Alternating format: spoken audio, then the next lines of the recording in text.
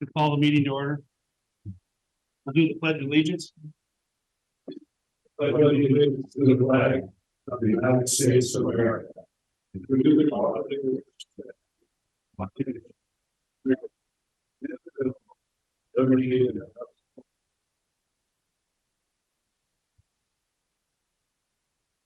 All right, we got a lot on the agenda today, so. Everybody's had a chance to look at the agenda. We need to add. The resignation of D. Knott, field administrator. To the. Consent agenda, consent for consent, so that'll be number 8. On the consent agenda. So is there anything else on the agenda that needs to be? Added, looked at, pulled? If not, is there a motion to approve the agenda? So moved with the addition. Second. Any further discussion? If not, all those in favor signify by saying aye. Aye. Opposed, same sign. Okay. Approve the previous minutes from February 13th board meeting, regular meeting. Everybody's had a chance to look at those. Is there any additions or corrections? If not, is there a motion to approve? So moved. Greg, all right. Second, Second. any further discussion? If not, all those in favor signify by saying aye. Aye. Opposed, same sign. I'll abstain. I wasn't here. Work group session, February 20th. Everybody had a chance to look at those minutes. Is there any additions or corrections? If not, is there a motion to approve? Move to approve. Second. Any further discussion? All those in favor signify by saying aye. Aye. I abstain, I was not here. So, okay. Public comment. Is there anybody who would like to make a public comment at this time?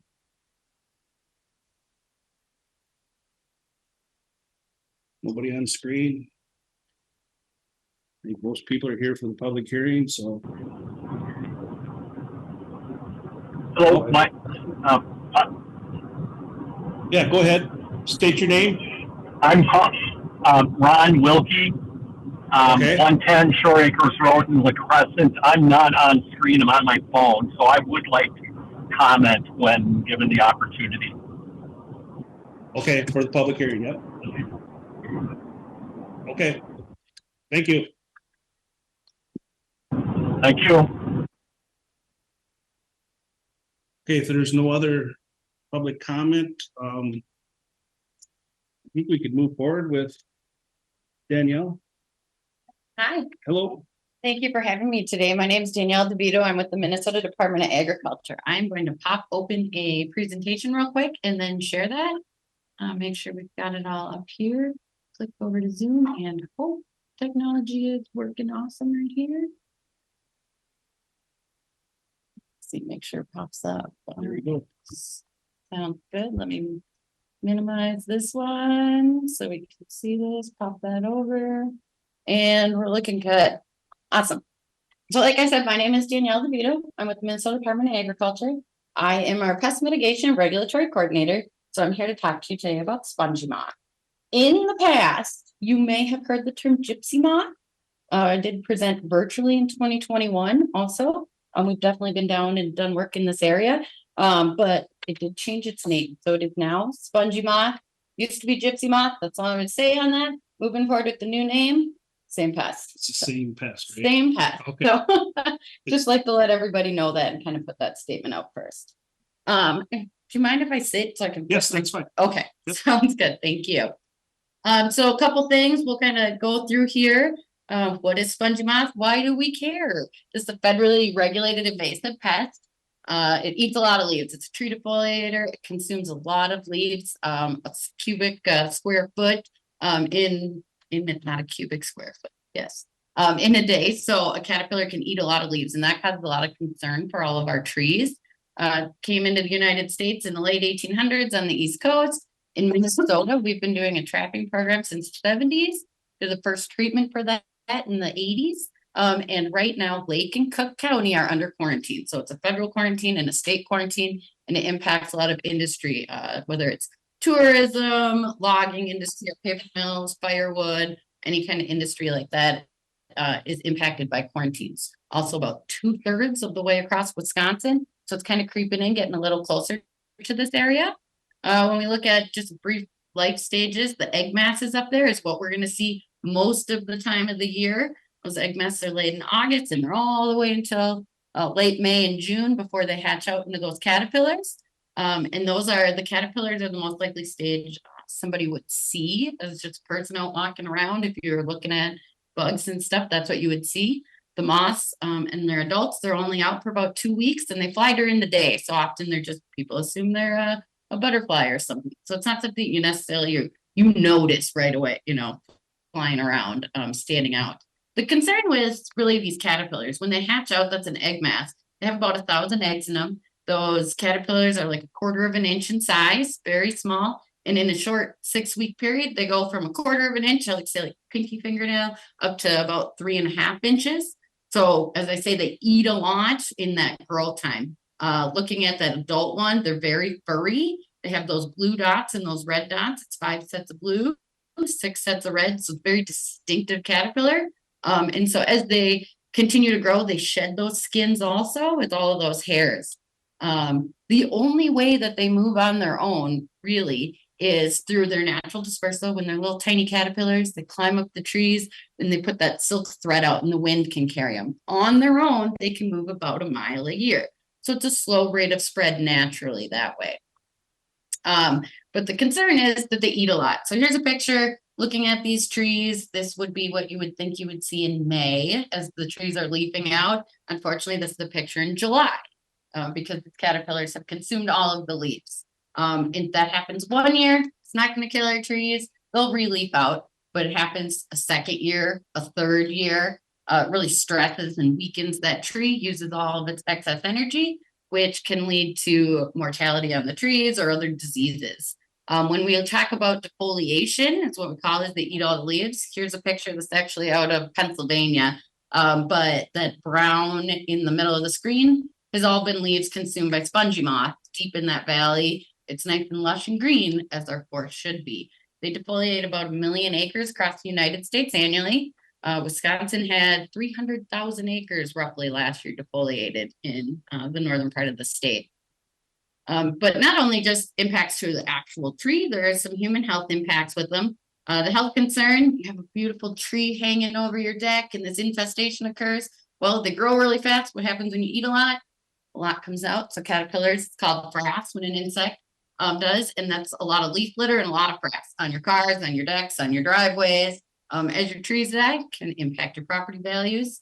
A little ugly gnome thing, it's kind of creepy. They're just frankly a nuisance also. And then, like I said, that when areas are quarantined because of this pest, it severely impacts industry and especially our logging industry. When we talk about these moths, and I said they can only spread 1 mile on their own, it's because the female can't fly. She comes out of her pupa, she's like the size of my thumb, she's loaded with eggs, she can't fly. So she's stationary on a tree. She has to put out her pheromone to attract a male. So the male is on the bottom, and that's what we actually trap across the state. You've probably seen our traps.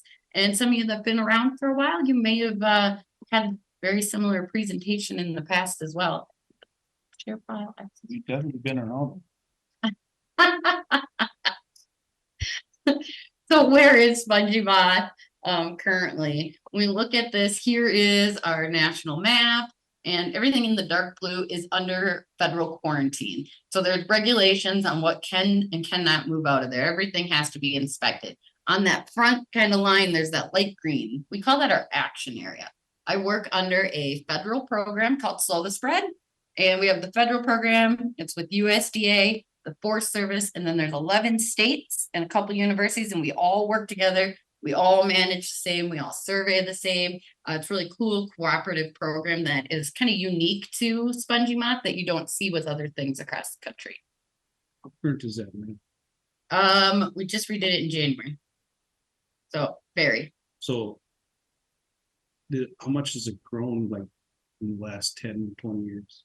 I mean, I got a map from the last 2 years specifically. Okay, And- is that different than It's gonna show, more growth, more spread? you know, in this part of the state, not as much as in the northern part of the state. Yep. Just curious. Yeah, absolutely. We have some of the highest spread rates across northern Minnesota and kind of right where southern Wisconsin. Can you see my cursor if I go in here? Right around in here is some high spread rates as well. So, we will get to that, but that light green across the front is our slow the spread action area. That's areas across the country where we actively are managing and actively slowing down that spread of spongy moth to protect our forests. They only go so far on their own, but human assisted movement can tend to spread them a lot farther. We see a lot greater rate when there's a lot of firewood, people moving. If somebody was moving from eastern Wisconsin to here, they should self-inspect. So lots of different ways that their spread rates increased. And mostly it's people that are moving egg masses. You could see a lawnmower with an egg mass on it right there. They will lay their eggs on anything, as well as industry. But industry goes through a lot of regulations with us to make sure they're not moving that. Just some other things. We have visitors, industry, moving Christmas trees from places you shouldn't be cutting them down. So why am I here today? Talk to you a little bit about management and what we're looking at. Here's the slow the spread, and with the program, it's been part of the program since the year 2000. The spread rate is predicted without this kind of program and without this management would be much greater, and probably, you know, getting halfway across our state at this point in time without a program like this. When I said we do a trapping, that little brown triangle, you may that you're hearing about it, you might see them more in the month of June. If you took the state of Minnesota, you draw a line from the north and south. We trap approximately half of the eastern half of the state, put about 20,000 of those on a grid-like pattern. What those do is they'll lure in a male. They have a pheromone strip in there that attracts the male. It's all sticky on the inside. And that when we go and look and we find those, it draws us in to detect them in areas where there's high populations building up this moth. So it's really the best tool we have to be able to identify where these moths are. The other one is a milk carton trap, that green one. You will not see those in this area. It's when there's extremely high levels of moths, because those can hold a lot more. Here is a map for the last 2 years, as you had asked where it is and what's going on. If you see 2022, I like to look at this like a heat map or like a radar. Those pink and purples way in the northern part of the state in 2022, getting a little closer in 2023. Same thing with down here. If you look, there's quite a bit more of our bluish colors here, with some more catches. Everything that's in yellow on there is areas that were trapped and surveyed. However, there wasn't anything caught in those. So you can see kind of right where we are here in right on the edge of Houston and Fillmore County, we have quite a bit more bluish, a little hot spot. Right? So we're catching some. We are catching some in this area, absolutely.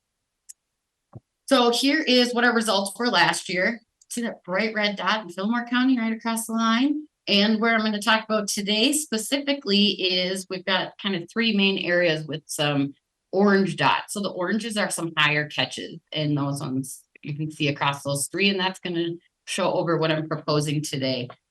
397 moths caught in this county last year, which is an increase. Last year there was about 200, doubled in this area. You can see northern Minnesota is a hot mess of red. When we look up there, a very high spread rate right now. So this year we're proposing for treatments across 7 counties. In the south, we've got 15,000-ish acres. I do have it broke down for your county specifically, but about 15, maybe closer to 16,000 acres. But I have been going all over the state, presenting to every county and every city that this is impacting, just as I am today, to share all of this information. Department of Ag, we are proposing 170,000 acres in the state this year for treatment. Specifically for Houston County, we are looking at 3 blocks. So this map is I got some more better looking ones here, but for this area, those I have 3 blocks for this county. Those also correspond with what I showed, those orange dots where there were high catch rates. So here, just 11,000 acres, and across the way, another 4,500. Here, just a little bit different, so you can see on like a Google map base, the areas. All the way over to the east, south of Brownsville, and then just north of here for Caledonia, and then a little bit more rural out. Each of these I have zoomed in again. This one is along the river, just south of Brownsville, right outside of their city limits. I talked to the city, they're informed as well. That many acres, there's about 122 parcels, not necessarily 122 residents. I pull parcel information to know how many tracts of land and individual ownerships there are. We're looking at mid to late June for treatments in this area. All three of these are mid to late June. This one also, we are just north and outside of Caledonia city limits as well, 105 parcel. And in the same 1,500 acres, all the same product, similar parcel numbers. And then farther over to your northwest from here, that one's a little bit larger. It's a 7,000 acre block. This area has had repeated catches multiple years. So that means we caught high catches last year or 2 years ago. So we put more traps in that area to try to pinpoint where this pest is, on the ground surveys. And so this is kind of where we're proposing for these treatments to occur. Part of all of this is, hey, you could look at those maps and kind of guess you might live in that. We have an online interactive map on our website. Log on there, punch in your address, and find exactly where you live, zoom in, zoom out, move around the whole state. What am I proposing today? I keep saying proposing treatments. With the Forest Service, we are looking at doing a mating disruption. And so basically what that means is we have these aircraft do the application, and we use this what's called the Splat GMO, which is Splat Gypsy Moth Organic. That name hasn't changed yet. But it's the EPA certified organic, and it's made with a food grade product. It's kind of like a waxy type product that breaks down over 8 weeks. And the idea is it's got a pheromone that smells like the female. So we kind of litter the treetops with this, confuses the male because everything smells like the female. Then we're disrupting mating because you can't find the female. For this county, we did do a pretty large treatment in 2006. We were here in 16, and then we were here in 2021. So it's pretty great to look at. That spread hasn't gone that much farther because of the active management we've been doing down here.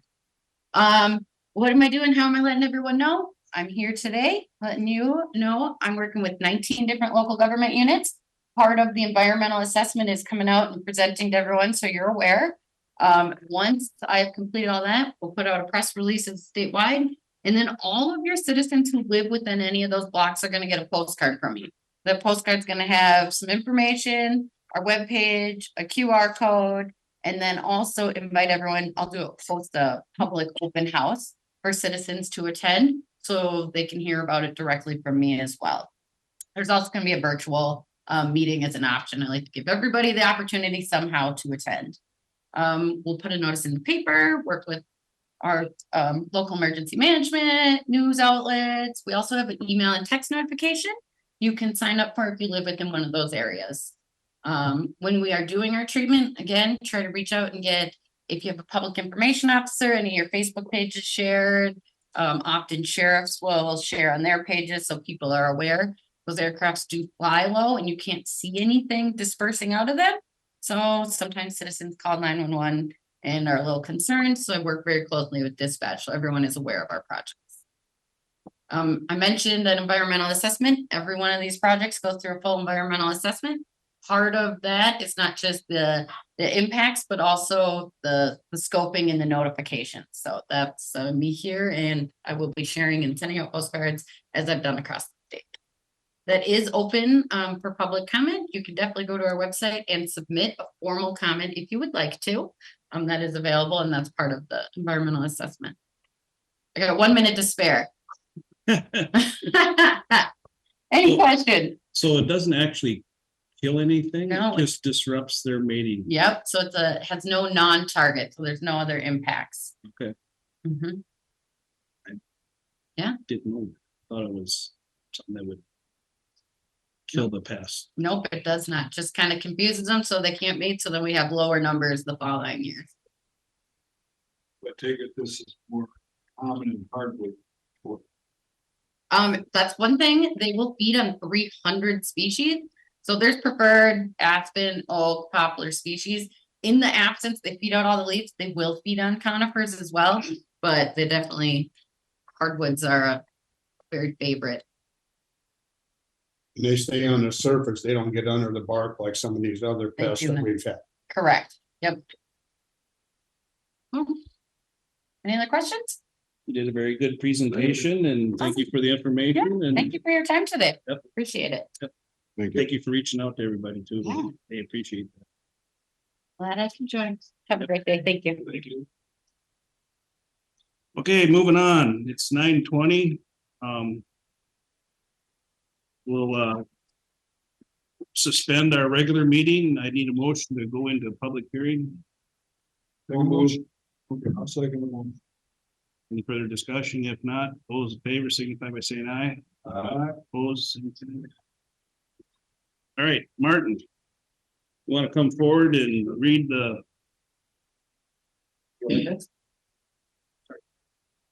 you read what we're here for today? Sure. Your public notice? Yep. On the hearing?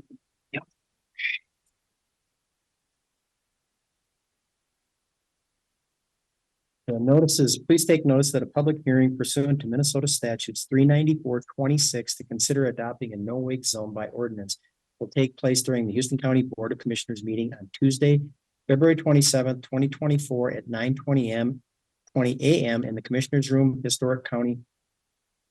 Houston County Historic Courthouse located at 304 South Marshall Street, Caledonia, Minnesota. Houston County is seeking to enact an ordinance relating to the regulation of boats in the Mississippi River commencing at the West Channel Bridge and concluding at the main channel entrance for the West Backwater Channel near River Mile 699 within the boundaries of Houston County, Minnesota. Copies of the ordinance are available for viewing at HDP Houston, Minnesota, U.S. Department's Zoning and Planning, Minnesota Docs File 7803. Hard copies can be requested from the zoning office located at 304 South Marshall Street, room 209, Caledonia, Minnesota, or viewed during regular office hours at the auditor's office located at 304 South Marshall Street, room 116, Caledonia, Minnesota.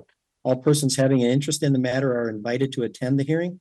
The meeting will be accessible to the public participants in person or via our conference line at 312-626-6799 and entering meeting ID 994-7297-7175 and password 368422. Public attendees are requested to mute their line until addressed.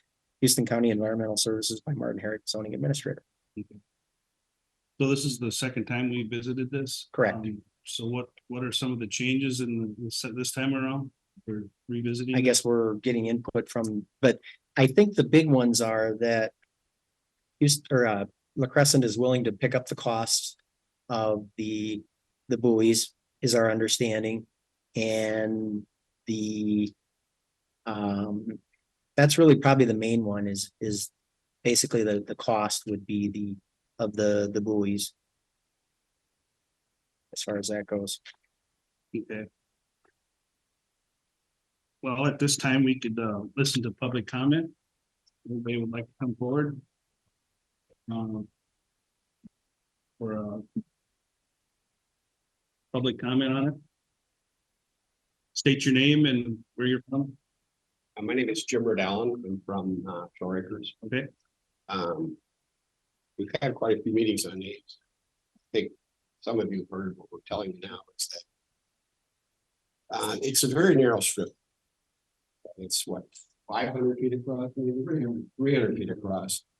And there are three things that really concern me. First, I have 6 grandchildren, and there's one little beach. We'll go over to that, along with maybe anywhere from 6 other couples that are actually enjoying that small beach. We'll get jet skis in there, and they'll be spinning around right in front. And God, none of us want one of these kids to get hit by that. There was a death down there, a little bit below that already. So it's very concerning to me that way. Secondly, it's the path for the bass fishermen to go across as a no wake. So they will swing up to the west channel and come down there. I counted 60 boats at one time coming through there wide open. Again, 300 feet, 60 boats wide open. Generally, when they come down there in the morning, it's like 6 a.m. They are just flying. But my bigger concern is when they come back. Many of you are aware of bass tournaments or any kind of fishing tournament. They have a deadline where they have to be back at a certain time. And that's when the single file goes. You might have 3 boats running up there abreast. It's very concerning to me.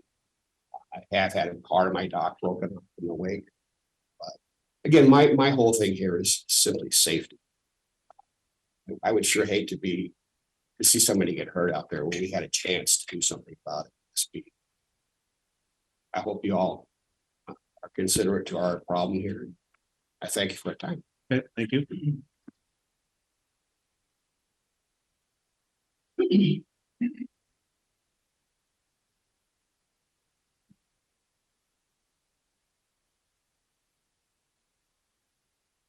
My name is Dave Hannaful, longtime resident of Shore Acres since 1970s. Over the years, I've witnessed lots of activity on the river. I myself been a longtime river activist involved with many issues as Corps of Engineers, the Wisconsin DNR mainly, and what has happened on the river over the last several years. Our issue, as you are probably made aware of, is that as more and more of these tournaments are being held in the lacrosse area, which are a great thing, bringing in full the revenue when they have require a location to stay overnight and to find eats and probably having a few beers, even though they fish all day, have to be up probably at 4 a.m. So I don't think it's really that much to the economy of the area. We are asking for this ordinance to be put to be published, where there will be this ordinance in effect. We're not requesting that this thing be enforced every day, every month, whatever. We just want it out there on the record. And tournament officials assured me that any place where they fish throughout the country, if ordinances are in effect, they will abide by them. Now, all we're trying to do is get them to discourage coming down the West Channel and use basically a new departure point in La Crosse, which they used years ago at the old La Crosse boat landing at Isle of Plume. There's plenty of room there to park all their equipment. There's new toilet facilities there. They have a pump out station there. And they basically can shoot right out there down to the river, where there's no wake in effect, and go to the fisheries, habitat areas. They have assured me that that's what they'll do if this ordinance goes into effect. So all we're saying is put this ordinance in effect and don't worry about having to enforce it, because they themselves were the biggest violators of generating these concerns over Shore Acres will abide by this. Now, that's what they've told me, the 2 local bass fishermen representatives. So again, the argument has been in the past by the sheriff and whatnot, well, we can't patrol this area. Well, we're not asking for it being patrolled. We just want to have this ordinance in effect so that the bass industry people will apply, will go elsewhere. And there's an alternate method. Go down south of the float landing. I guess that's all I had to mention. Okay. Thank you.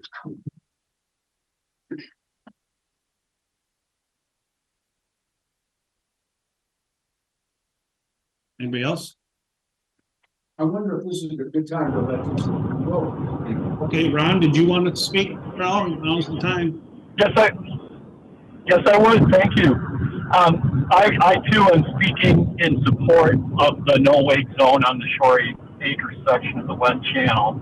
And I'd like to just read briefly from an email that I sent to the commissioners late last week to do that, as well as address a couple of comments that Sheriff Swedberg had made at that February 20th work session. First of all, from my email, I stated, the concern for Shore Acres residents have for the general safety and well-being of all who use that section of the West Channel is well documented and does not require a detailed review at this time.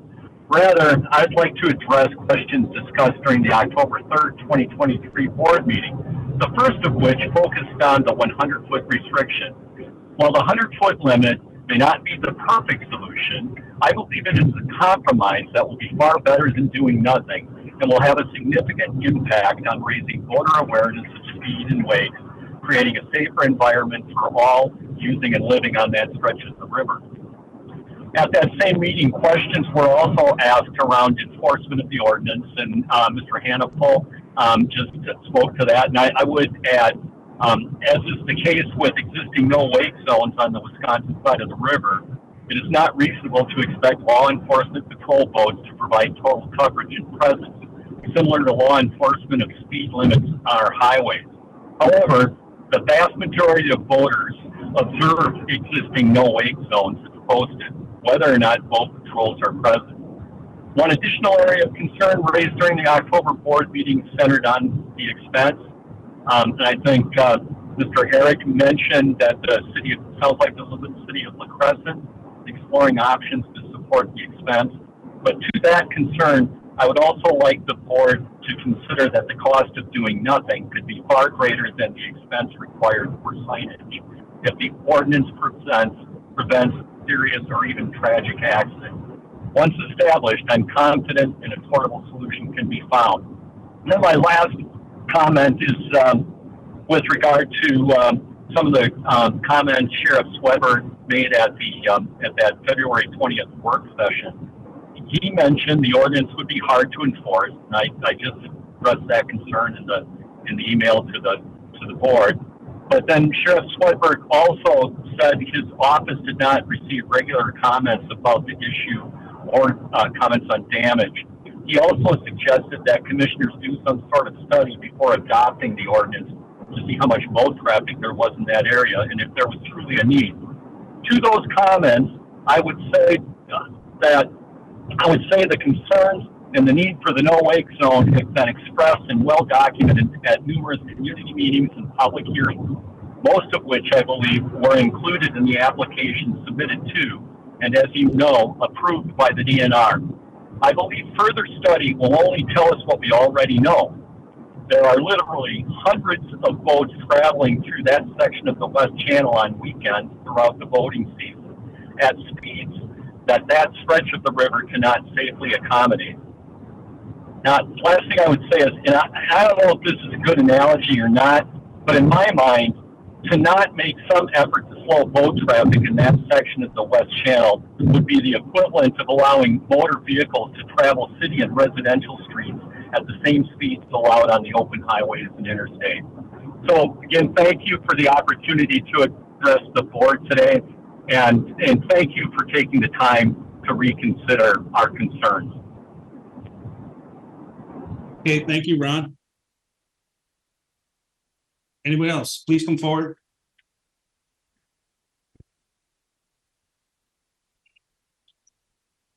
My name is Tom Ayupa, Shore Acres. Can I pass out something? Sure.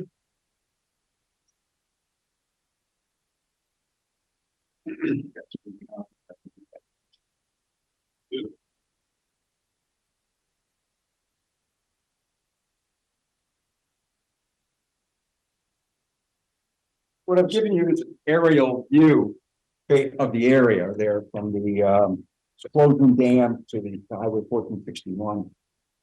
And then you can also look at the width of the channel. You can see that at the narrowest point, it's a little over 300 feet. And you can corroborate that the length of some of those lots is right around, it's less than 300 feet, right around 300 feet, so 300 feet is about right for the width. It's a very narrow place. And also, the west side of that channel is deep, and that's because there's been a lot of landfill and riprap. The eastern side of that channel is swampy and shallow. So there's really not 300 feet of navigable water in that channel.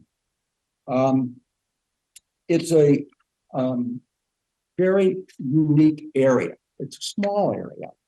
It is used by non-watercraft as well. I have a kayak and I actually have a sailboat, little sailboat that I tool up and down that. When there are people coming at 60 miles an hour at you, it's not very comfortable. Right?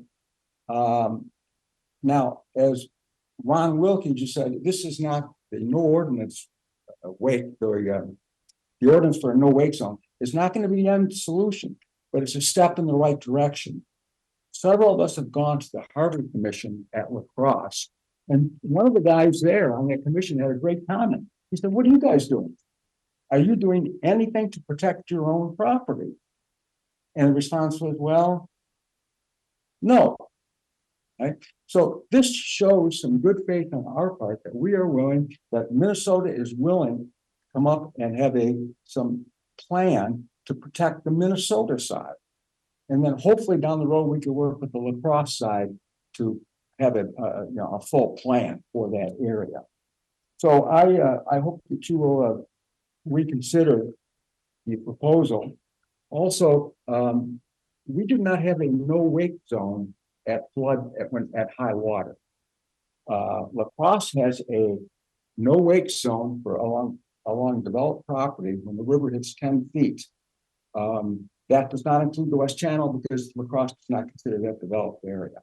The Minnesota side has no such thing. So when the river is at 10 or last year it was up to 15 feet, both can go by there as fast as they want. So once again, I think that this is a step in the right direction. And if it's not the final solution. Thank you. Thank you.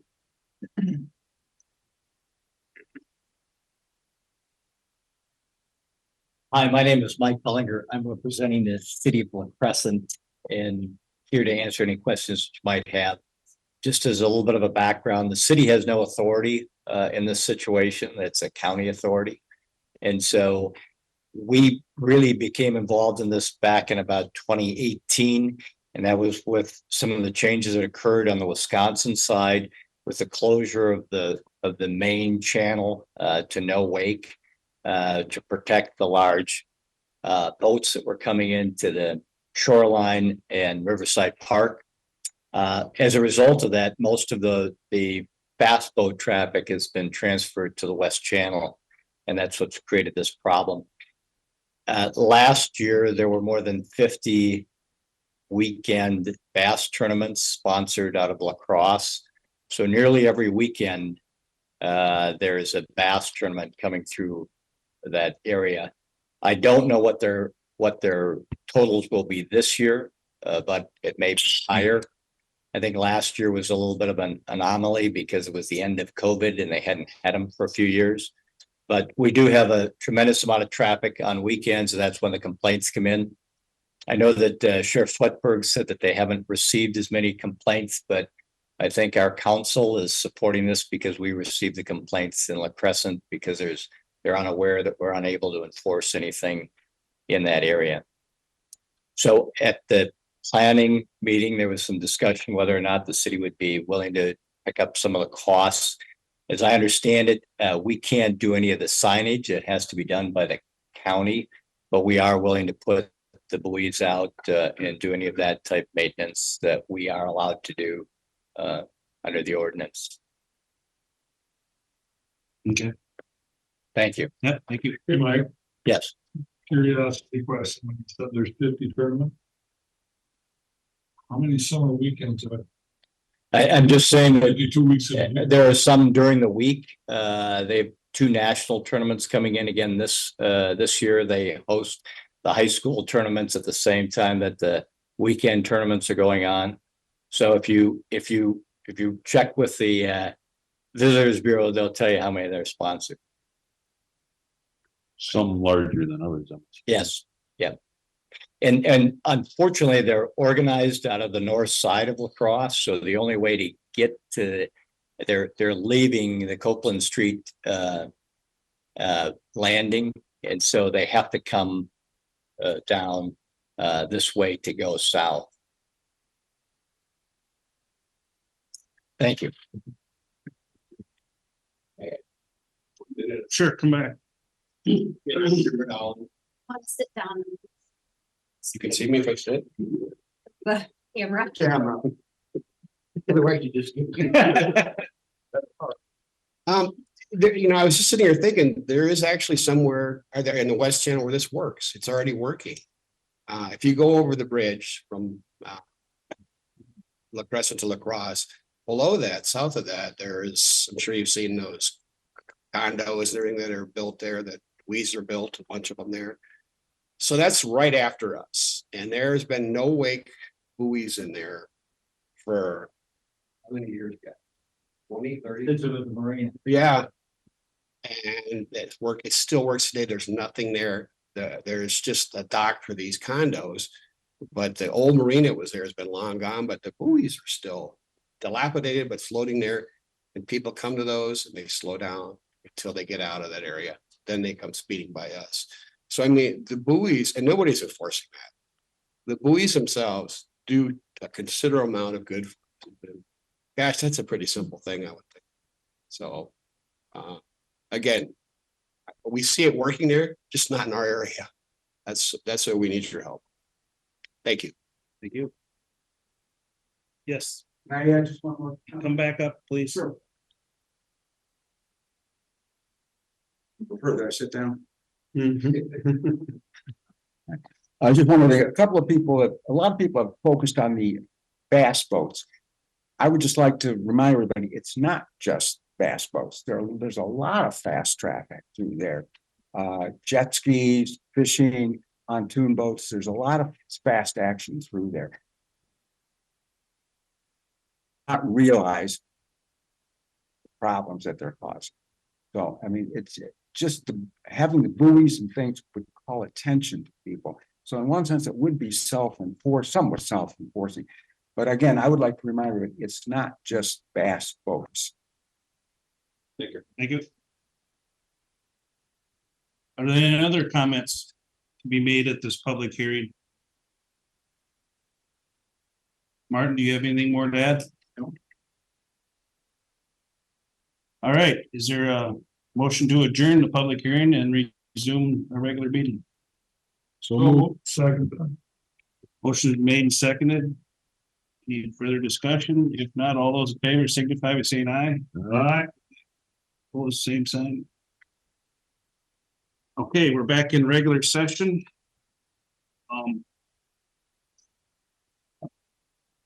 We're going to deal with the consent agenda right now. Everybody's had a chance to look at the consent agenda.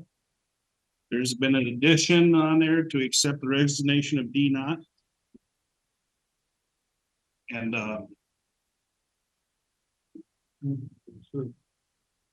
thank him for 7-8 years of service. I would request a personnel meeting on this matter after the meeting today, if that would work. Okay. Resignation or the request? I got an email from Dean on his exit interview. We did an exit interview. Okay. I'm not bad. Okay. I'll move to approve the consent agenda With that with addition. condition. Second. Motion been made in second. Is there any further discussion? I do have a couple questions. Okay. The highway hire. We're are starting out on step 2 for that person.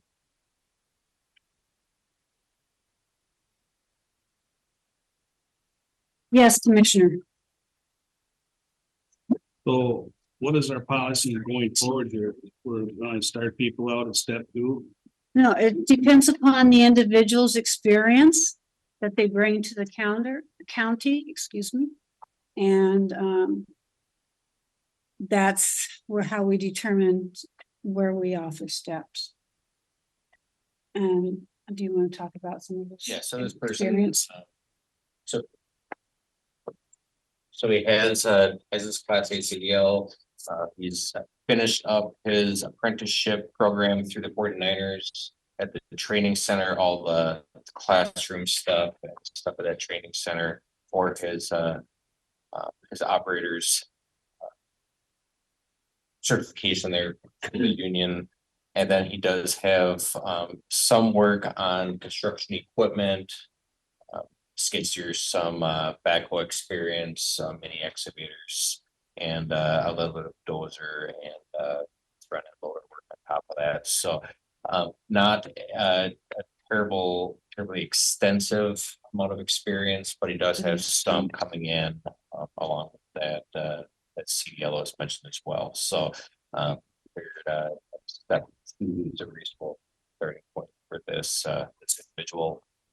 Knowing that he does have that little bit of experience through a contractor last year, doing a lot of utility work, installation within public projects. As a year with Zinke. Doing and it's my understanding it was a lot of trench work. Yeah, 1 year was Zinke, Guttle, Crescent, a lot of underground utility work along with the surface work. Besides for that, worked at Hingle Brothers, doing the plumbing work, and a lot of that did involve exterior plumbing, dealing with the trenches for the sewer and water lines to the buildings. Yeah. So there was considerable trench work, deep trench work, high walls. That's the stuff we don't do ourselves. Pardon me? We don't do no digging walls and stuff. No, but it went to show how his ability to operate the equipment. And the kinds of equipment that, Yeah, we still do the solid culverts. Placing those, so we, some of that excavation stuff. So what are you gonna do with all these people this summer? We don't have a whole lot of work down there for all these people. We have way more work than what we have people accomplished. I mean, there's always, shouldering, there's the moment, placing culverts. Are we doing our shouldering ourselves? So we hire a contractor to haul rock out for the shouldering contract. We do some prep work and so work on the front side and the back side of the contractor's work. And then we also pull shoulders on all the roadways that don't get, the vast majority of the roadways that don't get new rock added. Pull shoulders, pull material back up every year. So how many bridges we got to do this year? Bridges, we have bridge maintenance work. We'll be doing some maintenance work on several bridge decks for flood sealing and sealing cracks and some other repair work. Replacement, we don't replace any bridge structures with our own staff. That's hired out. We have one that's under contract right now, potentially one more. I don't think we'll do any. Just two.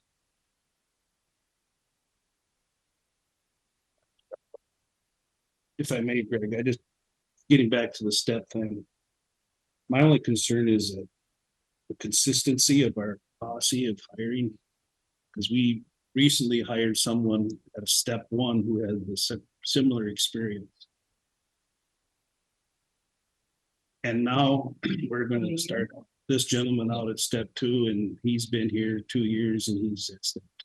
Yeah, so I mean, so what yes, is, I mean, yeah. what so- does the 49ers, I mean, what does the group have to say about that? I mean, they were all here last time when we hired one, Yeah, the one at step six. So.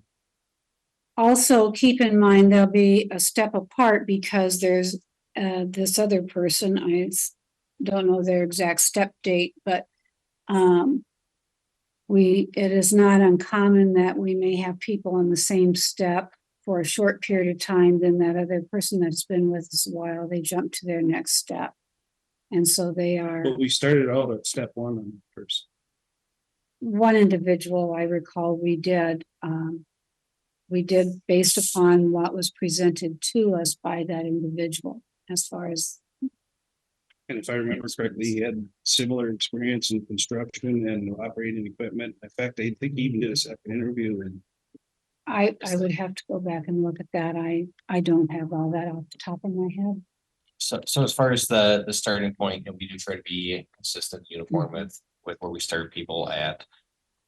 You know, we are in the transition process from being at a 3-step pay grade on the 49er to 9 steps. So there's some growing there potentially. I think that we're learning and we're evolving that way. We do make that starting offer negotiation based on their knowledge and experience presented at the time of the interview and shortly thereafter as we go through that process. Sometimes once that individual gets in, we find out that they've had more experience than what we were aware of. So. Which was may- this one- which may so be- was this one negotiated for So- step 2, or was this offered? I believe that this was the original offer to. This was the original. This is not negotiated. So we look at the experience that they present, Brian does follow up with the references, ask questions of clarification, trying to get clarification on the person's experience, how they worked as a team, how they work independently. Then we look to the staff we have as a whole and make a judgment based upon what would be most equitable. And we try to look at all the factors, existing staff, what the person is bringing to the table, what we verify that they brought to the table, as well as what can be thrown in there to a certain degree. We certainly don't let this control us, but sometimes there's market factors. As far as we had 3 individuals, I believe, reject, turn us down. So there is, and had to go out and reinitiate the search. So. And we did have a discussion with the union as far as, you know, if someone feels that they were misplaced, that initial hiring process should have been at a different spot, and that's in the union's hands To bring that forward. So how do you suppose the guy that's sitting on step 1 feels when you saw somebody in right above him in step 2? He's probably worked for the county a couple of years, maybe. And he's not at step 1 anymore. No. Moved up already. Well, see, what I'm He's getting not at up here here. is the Still inconsistency. step 1. No, he was hired at step 1, he's at step 2. Oh, he is up there, okay.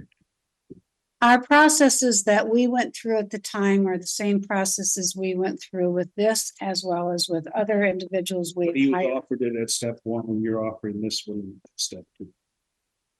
And I would argue that on the inconsistency at I would say that it was consistent at the time of hire with the knowledge that we had at that time. Mhm. The individual maybe had more experience coming in than what we were aware of. And that's where we have had some discussion as far as. That it is, I think that with the supply and demand of experienced workers, sometimes have to go to a different step. I notice on our consent agenda 3, we're offering a step 4 for that position would be experience. So we got to give them benefit of experience. You know, in this case here, it's 1 extra step. I don't know how many cents difference it is as far as pay, but and I feel I've had to raise my pay because just couldn't get drivers. So I mean, it's a supply and demand thing, I feel, and experience is important. And these are things that benefit us. As far as the question as to how many people do we need? I'm sure that's the management skills there that Brian has, needing certain people for certain things. How many things are going on? I know when we have bridges done by subcontractors, we still need to have people there inspecting.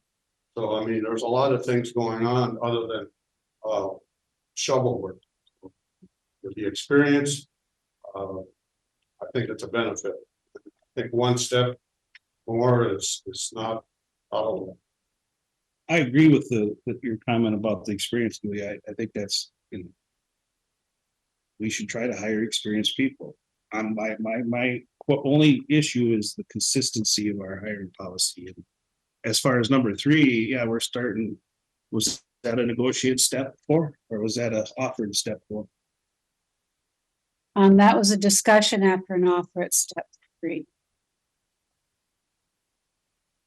Was there any applicants for that? fully- position?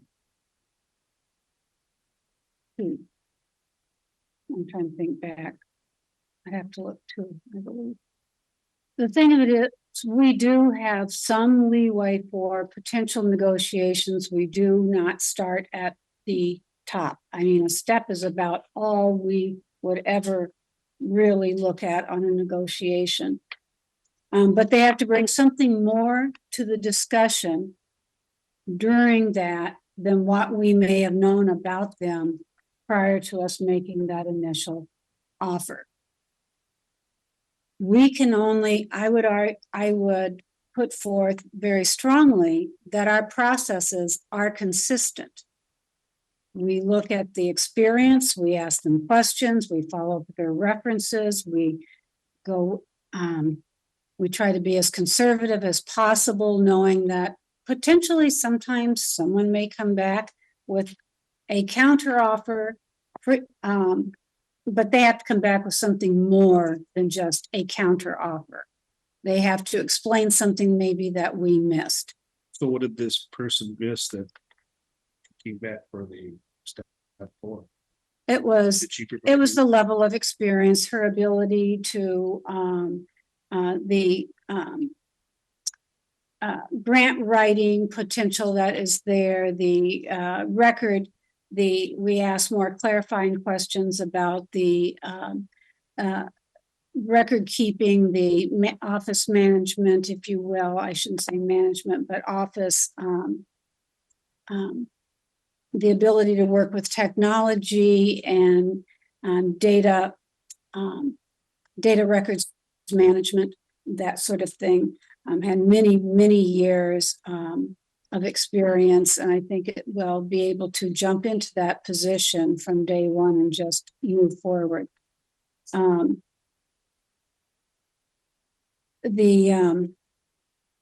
you conducted a second interview with this person?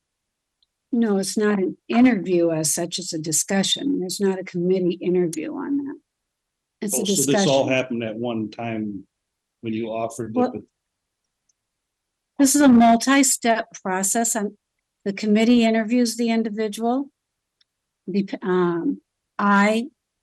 Sometimes the department head will look at the references. In the case of highway department, the highway department checks the references because the ability to speak to equipment operation and things on the engineering technology side, and to do follow-up questions of the reference that, quite frankly, HR would not be able to do. On the office and office technology and just routine side, I do those reference checks. Sometimes we'll have, I then talk with department heads. I always check with the department head before I go back, and if we've changed our position on where we believe that the wage should be, then I go back and discuss that with the department head. Brian and I've worked very closely over the years. And this step offers are not done in isolation by the department head nor by my office. They're always done with in consultation and discussion. So I can add one more thing on what we're gonna be doing this summer. County 2 is scheduled to be repaved in 2025, so we plan on replacing about a dozen culverts on County 2, doing some shaping up and doing some improvements on the forest slopes and the shoulders out there as well. So that's where the bulk of our non-routine work is gonna be this summer. It's gonna be out on. So, that's a lot of work. And if I might add some things, we also turn people away who ask for higher wages and we stand very firmly, this is not open negotiations for anything you want. You have to really bring something more. And I have an example of that just this last week. So in another search, and we just wouldn't go there. So. Well, I've getting an awful lot of complaints on our maintenance rock. Are we putting any maintenance rock on this year? We're not doing road surfacing, no, other than if we have any, people have some small spots that will have soft areas in the roadways or areas that have problems, but we're not doing any blanket, picking a roadway and doing any surfacing for miles straight. We've done that the last 2 years, I believe, right? Yeah, I think it was the last 2 years that we did road surfacing, so this year's back to the shoulders. Let's, Well, yeah, Greg, let's just stick with the hiring part here. Yeah. You can continue with your questions when we get into talk with Brian on some action items. no problem. Okay. So just getting back to so people, when they talk to me, they say, you hired so-and-so at step 4 here at point 8. That's where I'm at. I've been here 3-4 years. What do you say?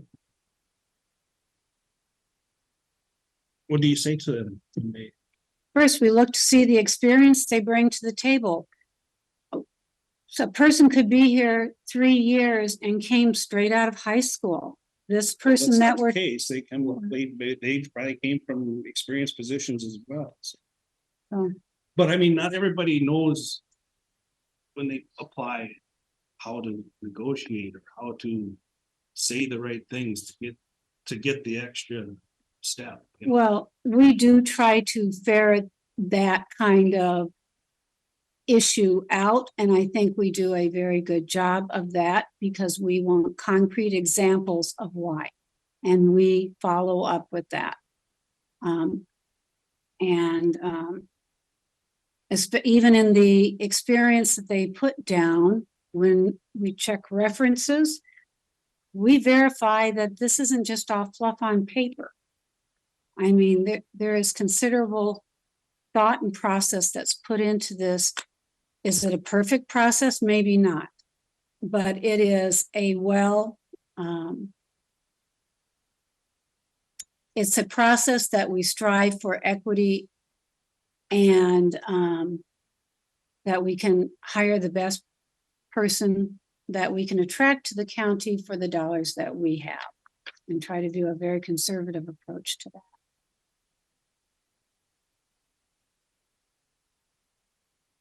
Okay, well, motion's been made and seconded.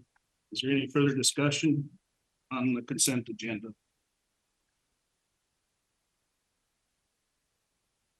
If not, just want to reiterate, thank Knott for his 8 years of service to Houston County. And so I don't see anything else unless John wanted to bring anything up on his number 6 thing there, but it's pretty something we do every year. So all those in favor signify by saying aye. Aye. Opposed, same sign.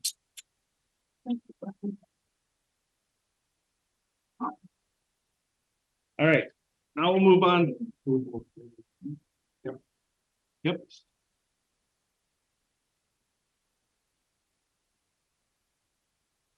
Okay, we'll move on to action items. Consider approving or denying the no wake zone ordinance for a portion of the West Channel of the Mississippi River. Martin.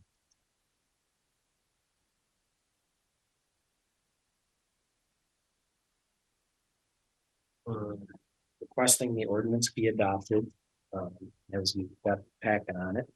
And we held the public hearing for the planning commission. The planning commission made the recommendation to forward to the board, and the board has held the public input session for the notice of intent to adopt. So it's the steps are pretty much in place for the vote on it, and it's a case of, yes, this was brought up before.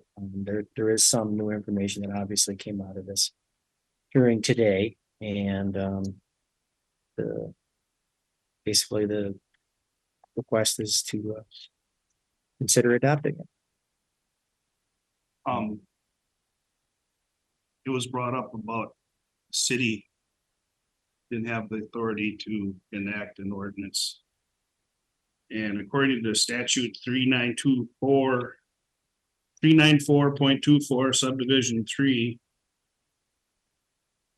outside metro, state, federal land, we don't have authority to do it either. It says here, and no land owned or leased by the federal or state government shall be subject to official controls of the county. And that, with that Well, not question, least. oh, sorry. With that question, that was posed to Sam, and Sam's response was the fact that the DNR gave us the authority by virtue of their approval. That was Sam's response. That's fine if the DNR gave us that authority, but it doesn't hold up in the statute. Just because we got the blessing from the DNR. I mean, our authority on ordinances is strictly on the dirt, Right, I agree. on the land. Yeah, and We have no way ordinances, no other the stuff on water best anywhere else. the best I can tell you is that we posed that to Sam, and the response was that by virtue of the DNR, who does have that authority in that area, granting our proposal, that enables us to do so.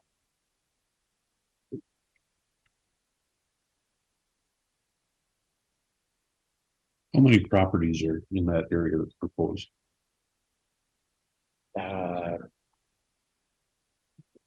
Well, very much. And as Eric was saying there, Houston County, I was on boat patrol for years. I've been a river person. I own a boat dock down in Lawrence Lake Bay. My family owns a boathouse in Bullhead Bay. I've been a river person myself my entire life. There is no wake zones in Houston County. In Lawrence Lake, that's the entryway to get through Lawrence Lake Bay, surpassing pretty close to 80 some boathouses along with a marina. And it's not a no wake zone. All of the boathouses belong to a group that they formed themselves when I was a young child called CARP, Concerned About River People. They put out and take their own methods to try and solve some of the same problems that you folks are talking about, which could be a potential problem. And it works. They put out their own buoys. They somewhat police it themselves. The patrol boats, they idle through there and people see it and they slow down. And they fish Lawrence Lake. And Lawrence Lake is a very good lake for bass tournaments. My boat dock is on the far north end of Lawrence Lake. I see them go up there. They idle through. Once they get to the cut to go up to Lawrence Lake, yeah, they increase speed from there.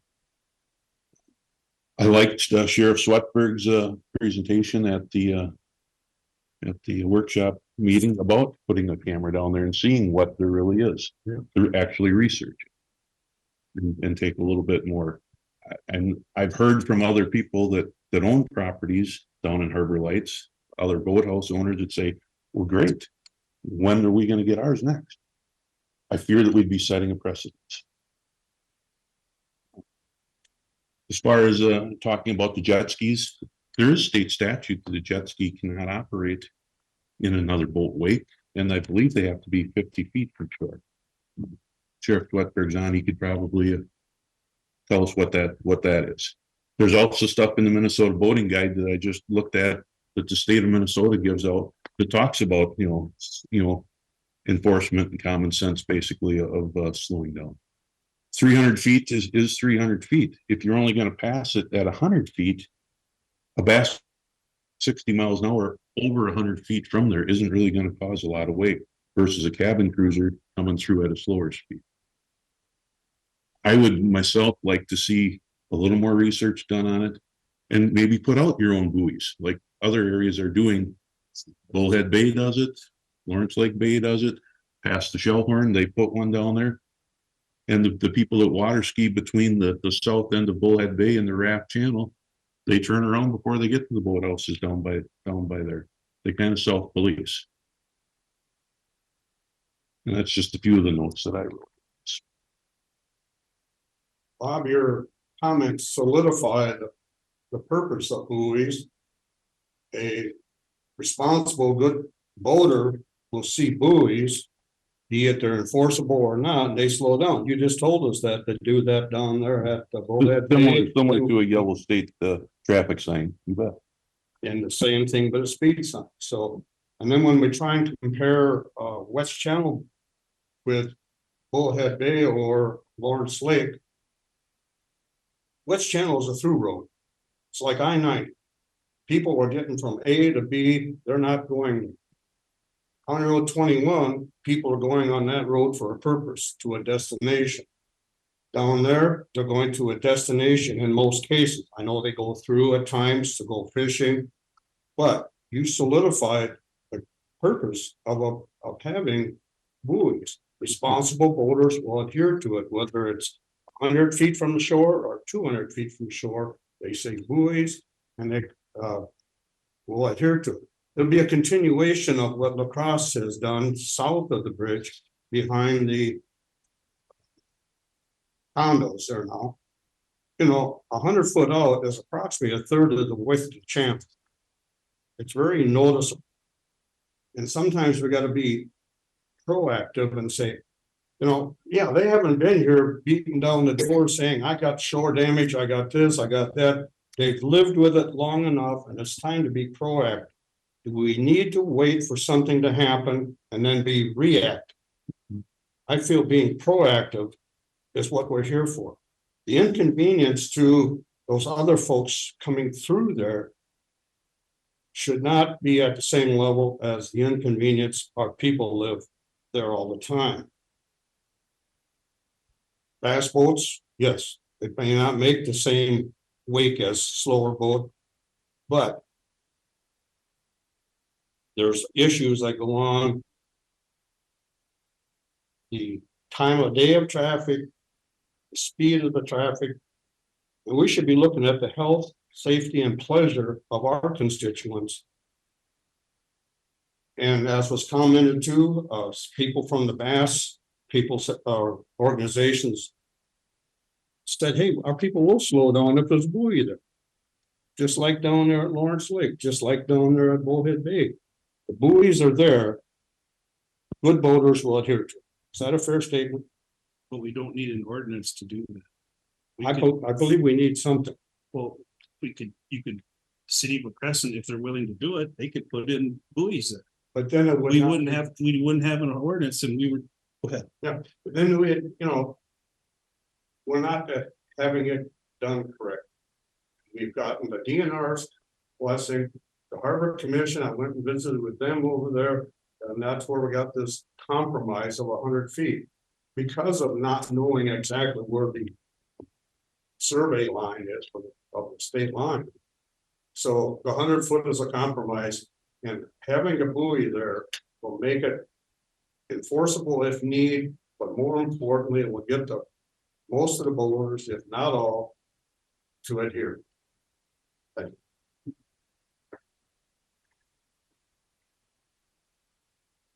Go ahead, Bob. My opinion, perspective of safety of people that live along shore acres stretch. With kids, with kayakers, I know people that have kayaks. Safety is the biggest concern. If you put in the buoys without the ordinance, similar to what it is at Lawrence and Bullhead, that doesn't work, then I think we're gonna have to come back and revisit the ordinance. Because I know what you said as far as going up through the Lawrence Lake. And most everybody follows that. You never see anybody speeding up through Lawrence, best boathouses in the marina. Not as familiar with Bullhead Bay as far as people up there. Speed down. So if the buoys go out and it slows down traffic, everybody's happy, but if it doesn't slow down the traffic, then we have to address this to do something about that. The city of La Crosse's buoys, it slows down traffic, but they all come up with a channel. So if we put in the buoys, Crescent will work with it.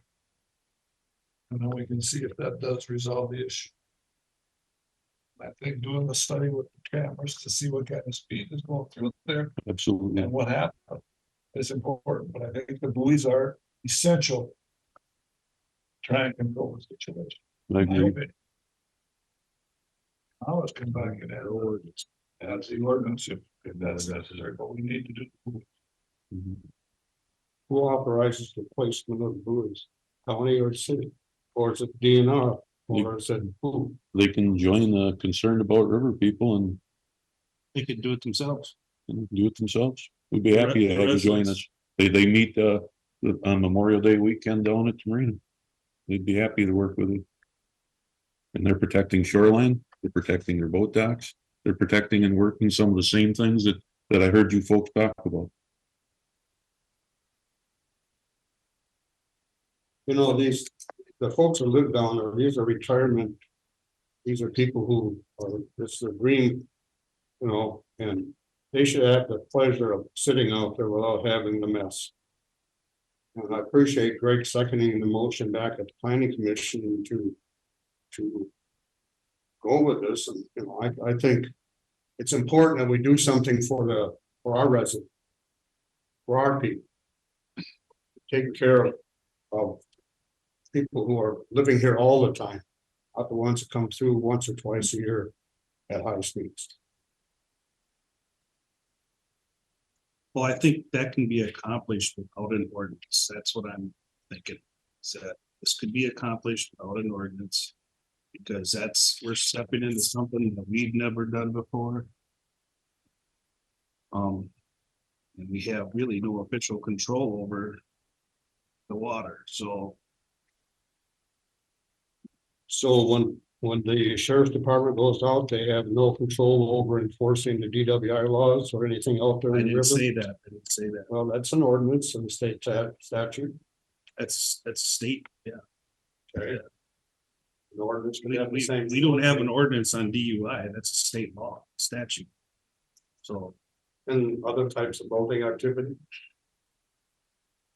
all state statute. There's no county statute ordinance, and correct me if I'm wrong, Brian, if you're not, I don't. But.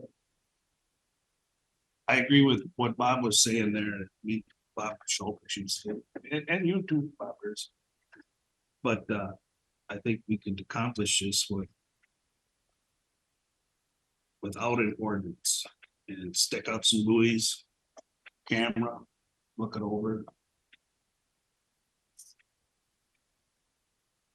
I mean, he's 100 feet offshore. Well, it's gonna be a Kirby line too, because it's 100 feet from shore, so.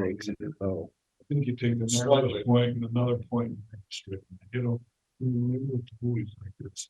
Well, There's only gonna be two or three. according to the map here, it's jiggling out 100 feet. 3 buoys, one at the beginning, one at the end, one in the middle. That's. We should have 5. Just so that they're closer together and people don't forget. I mean, it's similar to what you go up to Bucks Lake. There's a number of buoys up through there. Preferably, I would do it at the wing dam, and then I would, right by the landing there by Deb House. Or, Sportsman's landing? Place there, yeah. Well, right, and then a couple of them through the middle. You're only talking 20 homes. Not maybe just 2. Right. it's about, Preferably, you want to do each end. it's about 3,000 feet, so Right. split it up and. We've had a lot of valid discussion, Commissioner Schultz solidified my reason for having buoys. We're looking for the health and safety and pleasure of our folks. Even though we might inconvenience some out of towners, I think it's important we do it, and I move that we establish an ordinance. I think it's number 16 as presented by the planning commission, who has reviewed this before us. So that's a motion to approve the no wake ordinance. That is correct. Okay, is there a second to that motion?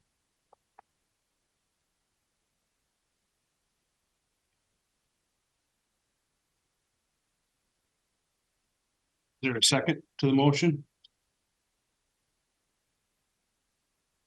Is there a second to the motion?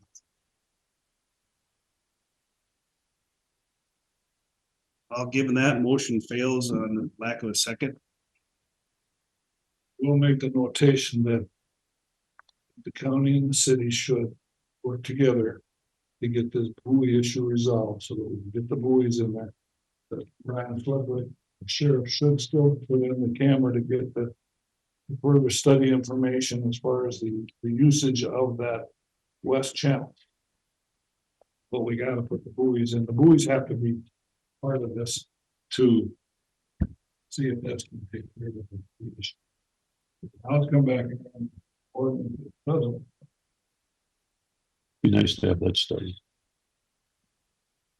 Okay, duly noted. Okay, we'll move on to, Can I just ask? go ahead, Mark. With the buoys, would you put any like, placard on them or anything like that? You can, And would it have our name on it or just, it would not? It Just would say no wake. Just say, no wake. Okay, got it.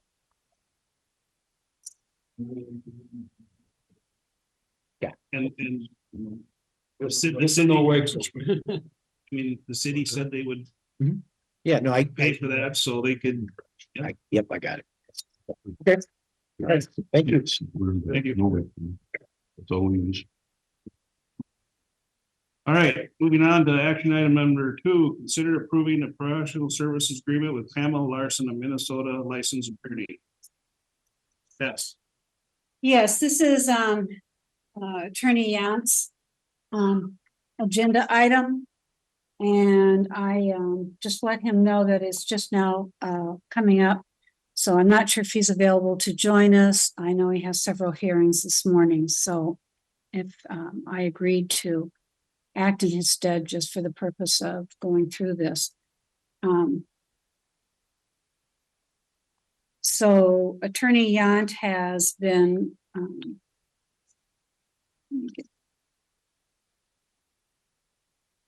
just a moment, get that up. He's been in discussion and negotiations, I understand, with the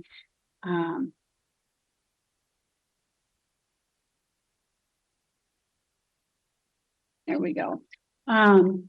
With an attorney, licensed attorney, Pamela Larson out of Lanesboro for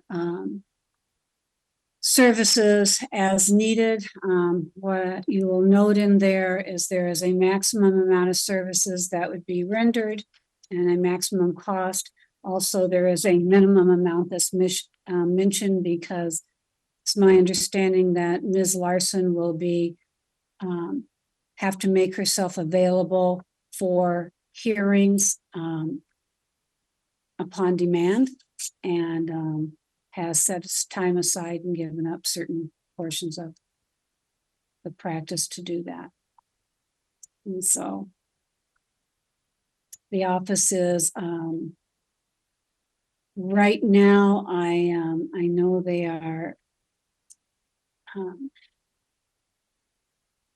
in need of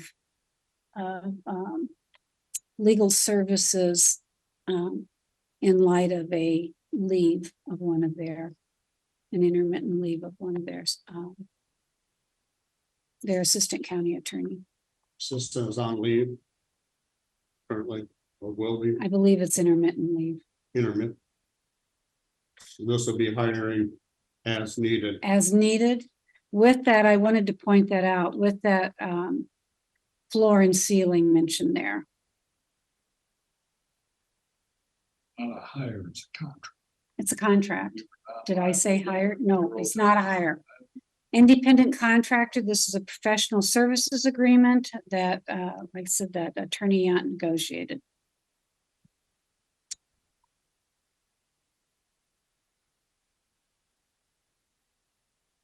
Out for more time.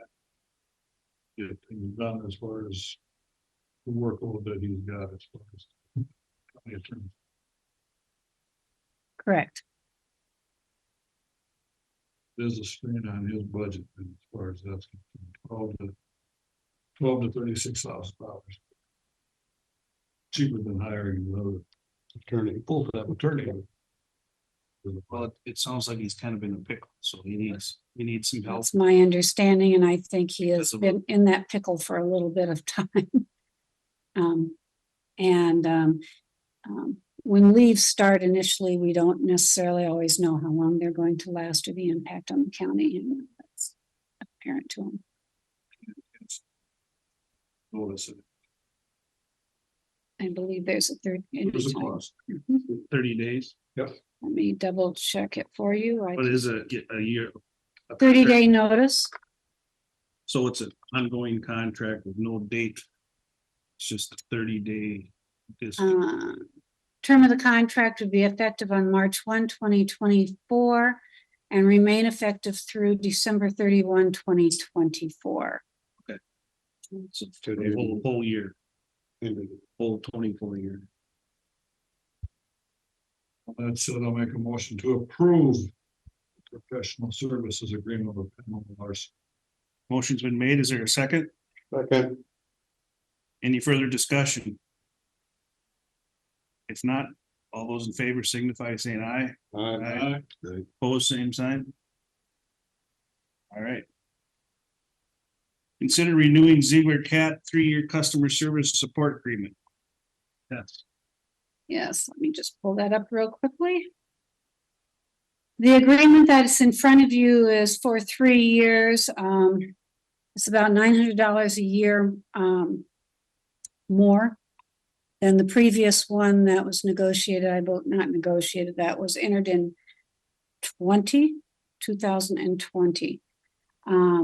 There is a list of the services that are provided down below there in the level definitions, and the dates and in which they are provided.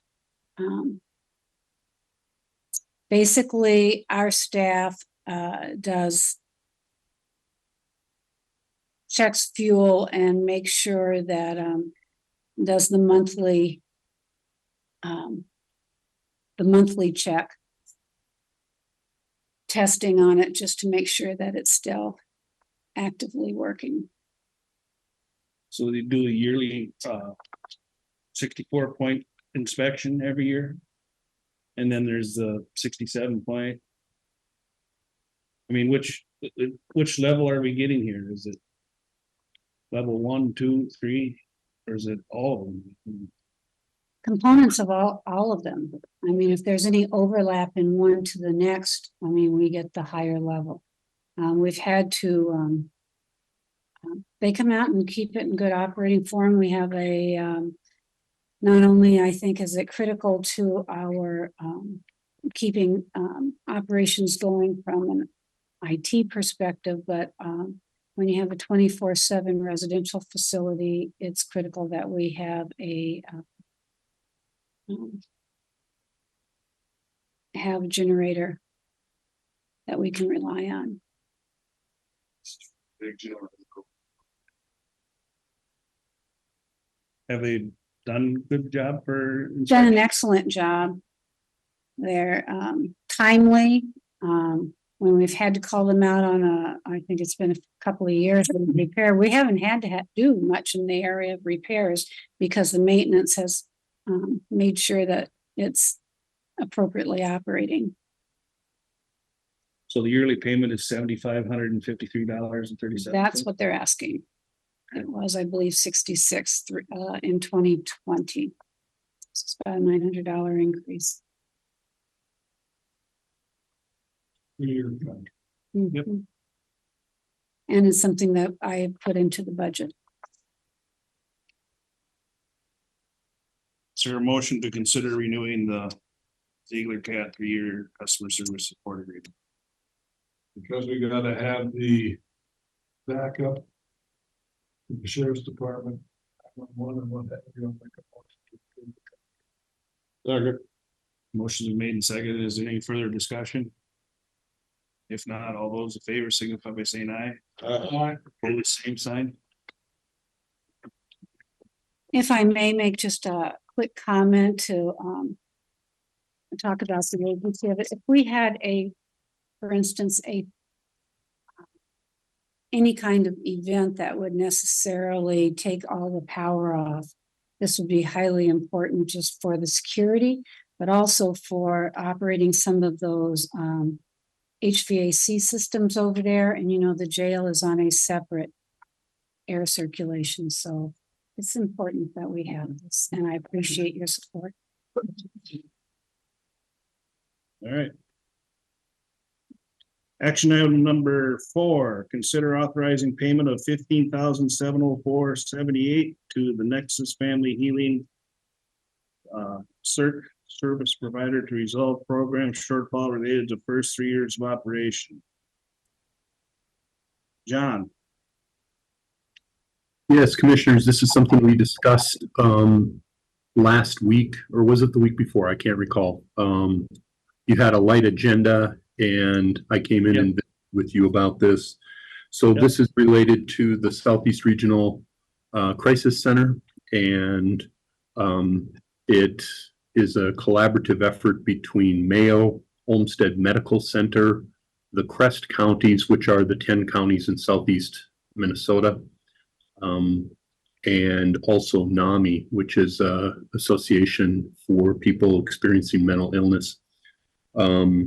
In the first 3 years of operation, they had a deficit. We have been working hard to address issues that we learned through that process. We're actually in the process of negotiating a new governance agreement since the first governance agreement elapsed. I was in front of you, I don't know, beginning of January to extend that current agreement for 6 months so that we could hopefully resolve that governance. We're making progress on that. I think at the last meeting we discussed this. I noted that I'm currently the chair of the Crest counties. It's something that rotates through the counties, and they're on H right now, so that's why I'm serving in that role. Also serve on the CERC board as a representative from Crest. So this is a proportionate share of the deficit they have in the first 2 years, actually, for 21 and 22. I and several other counties didn't feel comfortable paying for 2023 until they had resolved all their outstanding claims. So there's the potential we'll see another small bill to resolve 2023. 2024 and moving forward, I'm confident that we will resolve these issues and not see these types of deficits. That being said, the way it's currently structured and the way I anticipate it'll be structured into the future is that the county, each of the 10 counties are payer of last resort, assuming we are working closer with our provider and billing third parties and maximizing available revenue. I'm hopeful that this will be a small or non-existent item going forward. Okay. Is this a budget item? It is not a budget item. The additional monies that you're getting from the state can be used towards this? There's the potential for that, and we're exploring that. A lot of that needs to be tied to specific individuals. I'm thinking for 21 and 22, that's less likely. I'm hopeful for 23 we can do that. But it's not a budgeted item for, it's not something we budgeted in our Public Health and Human Services budget, and I'm guessing other counties haven't either. Just an update on that. Olmsted County has approved their proportionate population share. So is Goodhue and Wabasha. It's in front of you today. I believe it'll be in front of Mauer on the 5th and Min Prairie counties on the 12th. I don't know for certain, but I anticipate those other counties will be addressing this in short order as well.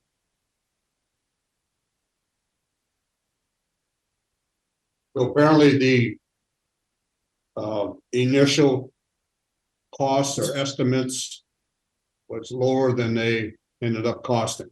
It was an estimate or a contract, and then just they went over on the contract.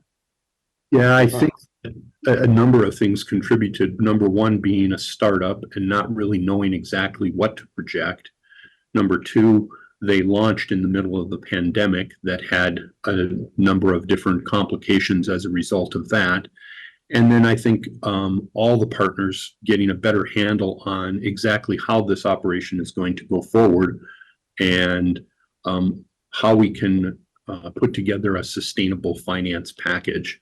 Initially, there was a lot of intent to not bill third parties, and with the desire being that we don't put up unnecessary impediments to people seeking assistance at the crisis center. That being said, I think we see what that means, and I don't know that that's a sustainable model going forward. I think that's pretty much shared by everybody who's involved in this. How we resolve that, we're still trying to sort out. That being said, I'm confident we will, because obviously we can't continue to see these types of deficits moving into the future. That being said, the regional crisis center is a good thing. It serves a lot of people, and it's better that there's one in our region as opposed to the Twin Cities or out of state. Trying to balance those interests and maintain our engagement with this group, because I think it's in the interest of Houston County.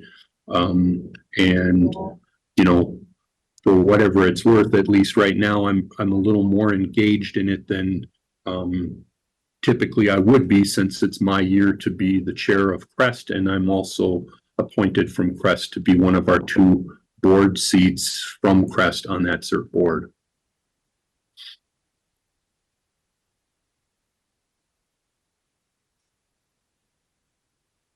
That Okay. board as well, just to clarify, that has representation from Mayo and Olmsted Medical and NAMI as well. Okay. Well, everybody else is ponying up. I suppose we have to too. So. Is there a motion to authorize a payment of $15,704.78 to CERC for a shortfall? So moved. Motion made. Is there a second? I'll second it. I mean, motion's been made and seconded. Any further discussion? I mean, if we didn't pay this, John, what would happen? The other counties have to absorb it, or, I mean? Yeah, I think it would damage relationships. It's Yeah, I mean. also the way the contract, the service contract is framed, counties are they're the payer of last resort. And so contractually, we're obligated to do this. We've been pushing the provider. I share your frustration, and I'm engaged in this issue as much as I can. And, you know, with our other partners, with Mayo, with Olmsted Medical, others at the board, and also with my colleagues in other counties in the region. It's not something that it's like, oh, this is a routine thing. It shouldn't happen. And we are taking steps to make sure that at least this level of deficit isn't coming forward again. It's hard to predict based on the number of folks who are uninsured or different things like that. You know, the people that they serve would either have insurance, regular, commercial insurance, medical assistance, or be uninsured or underinsured. And those balances of individuals they're serving also has an impact on this. And we're learning more about that. All that being said, there's definitely places that we can make adjustments. I think at a previous meeting, I mentioned that, you know, in operations, we've looked at and said, it isn't really necessary to have 24/7 nursing. So they eliminated the night shift of nursing. They have close consultation with both Mayo and Homestead Medical. That covers the need there. And that alone saves, you know, in the neighborhood of $130,000 a year. So after having a couple of years of operation, we're able to kind of take a closer look at this. And that's why I'm confident that we're going to tighten this up. But long answer to your question, Commissioner Johnson, it's, I feel like there isn't a lot of options here. And we don't want to damage our relationships or be in violation of our contractual obligations. Any further discussion? If not, all those in favor signify by saying aye. Aye. Opposed, same sign. Thank you. Thank you. Action item number 5, consider the change orders presented by Towmaster for snowplow boxes ordered in 2022. 2023 resulting current changes result in a price of $194,371 per box. The amended totals on 1/10/23. This results in a $5,973 decrease in the cost of each box for $11,946 decrease. I like that.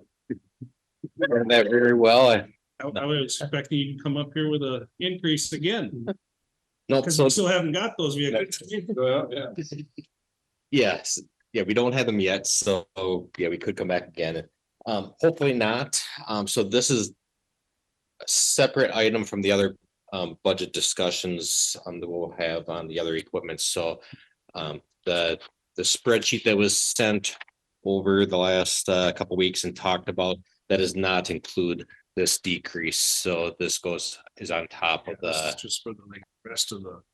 yeah, so so this is essentially removing the tarps from 2 of the plow truck boxes and then adding a little bit of additional bracing for additional support for some connections on the box as well. And removal of an extra body prop. So if there's an arm, you flip up when you lift the box up. So it doesn't fall on you, but there's one on each side. Well, we don't need to, but you got the box up, we have stands to put in there. That we're working on it, so. Any idea when these would be delivered? The one that was ordered in 22, they're telling me Q3 of this year. One that was ordered in 23, they're telling me Q4 of this year. So you probably still wouldn't see it till 25, because it's from when the truck gets here, it's got to go to fitted.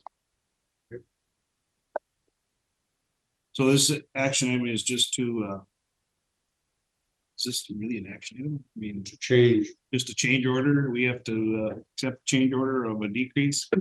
Yes. There a motion to do that? So moved. Second. Motion made and second. Any further discussion? All those in favor signify by saying aye. Aye. Opposed, same sign. Action item number 6, considering approving a request to purchase a tandem axle truck off state bid from Nuss Truck for the purchase of $158,170.38. Total cost of the motor vehicle tax will be $169,044.59. Yep, so I'm gonna do a real quick overview here. So items number 6 through 12, if they are all approved together, or they are all approved as the recommended changes here, we have an additional roughly 230,000 worth of increase to our state aid maintenance allotments. We'd have increases, if these are all improved, of about 140,000 total worth of changes, increase to the budget being proposed, for a net remaining of about $90,000 reduction in fund balance usage or levy usage for 2024. So some of these are increases, but as a net, that'll be a reduction. So item number 6, so this and number 7, if you approve one, you'd want to approve the second one. For the first one is the tandem axle plow truck. So this is $169,044.59 for the truck plus the tax. And this is anticipating a 2025 model year truck with delivery in 26.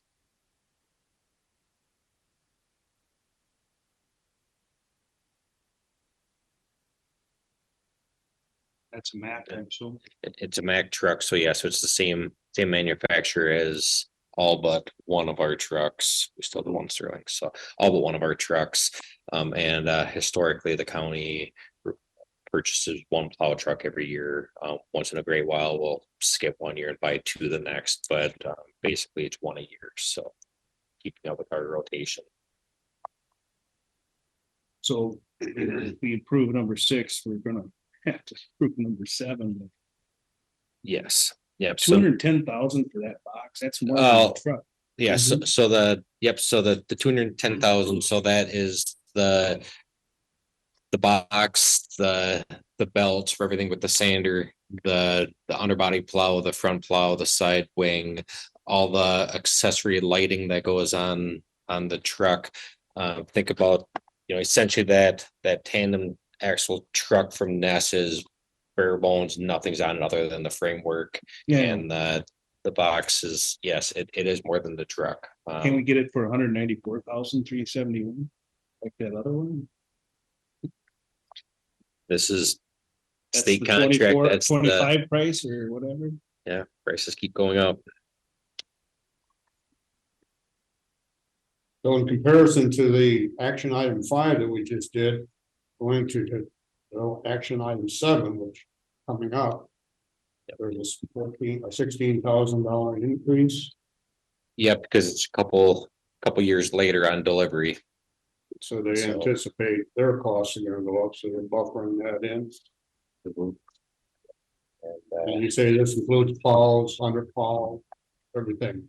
All the valving, everything. So I mean, if we start taking out all the other stuff, I mean, it gets back. But we need all that.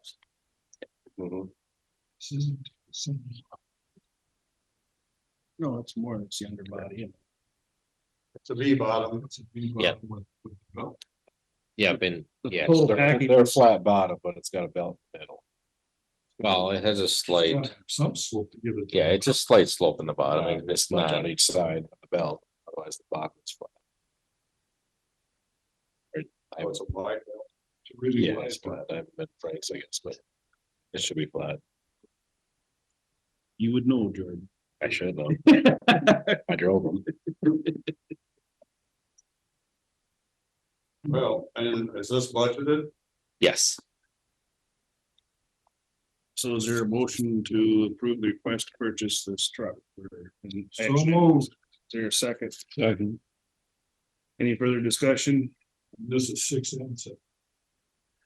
Well, no, let's Six. do it separate here. Number 6. All those in favor signify by saying aye. Aye. Opposed, same sign. Action item number 7 is for the purchase of the box of the set above truck. To approve. Second. Motion made second. Any further discussion other than it's high price? All those in favor signify by saying aye. Aye. Those opposed, same sign. Approved. Action item number 8.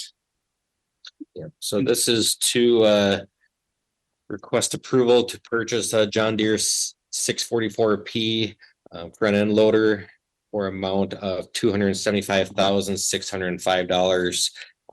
That includes that's the net price after trading in our 2001 case 721C loader. So this replacement loader is essentially identical size as what we have for loaders at all of our shops. So and it is a state bid purchase item. So the one comment I will make on this on the budget side is the the budgeted amount for this item was $60,605 less than the requested purchase for it. So the actual cost for this unit is higher than what we had in the budget. The original budget had $20,000 reduced from it, but it was still 40,000 over than what we were anticipating when we were doing the preliminary budget. So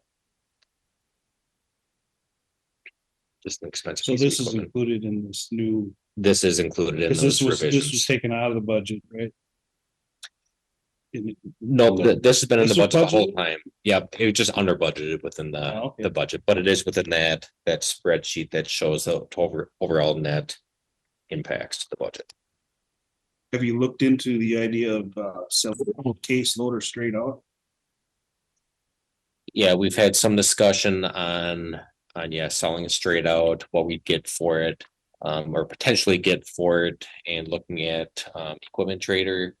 Great, amazing. It looks like we have the potential to get a little bit more, but it's not substantial to try to sell it straight out, and there's the risk of not getting the bids in the sale that we could get. So we think it's best to include it in the trade. Because they're giving you a value of 30,000. Yep.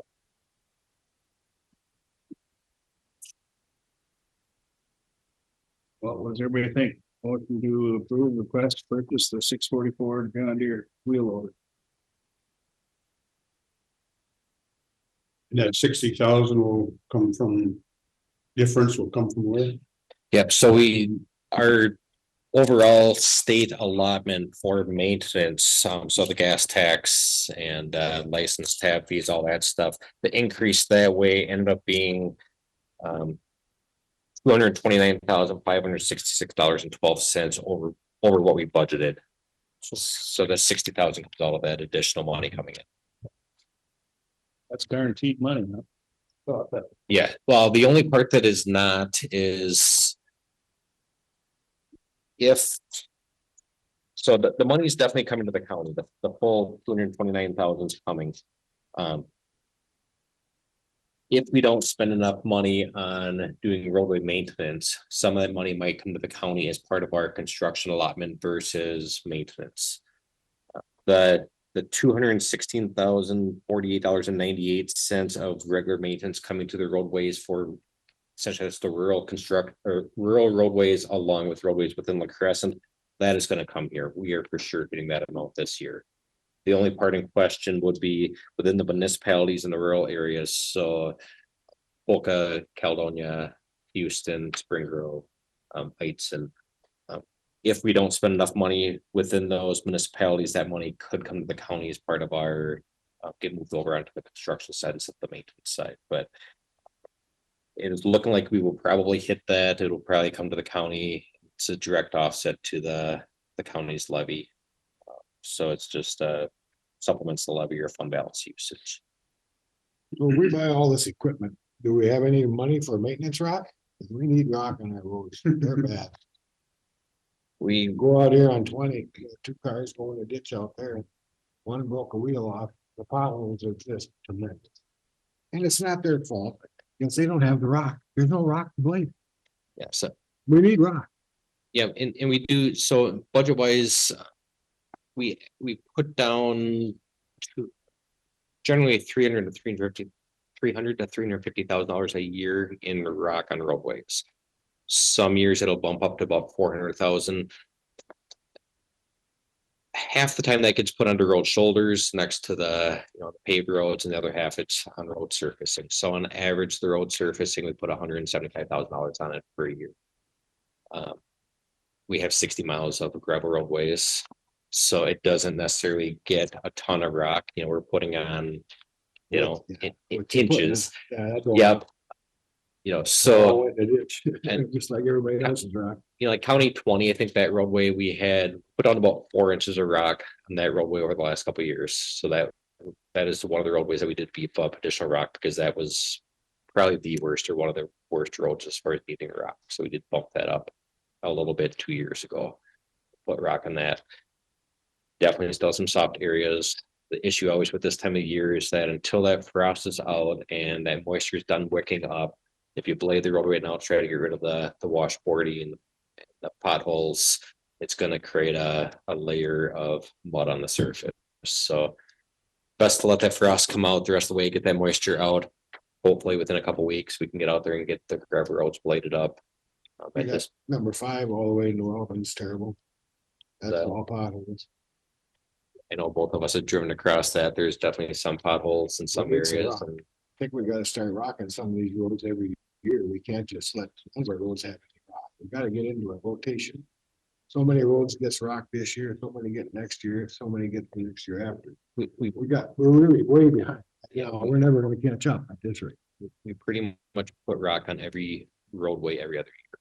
So every 2 years, every gravel roadway gets some rock. Everybody's, and we gotta start getting in a rotation, so we get rock on every road every year or two, because it ain't, I mean, you can't have these roads, people are complaining, the roads are rough, there are potholes.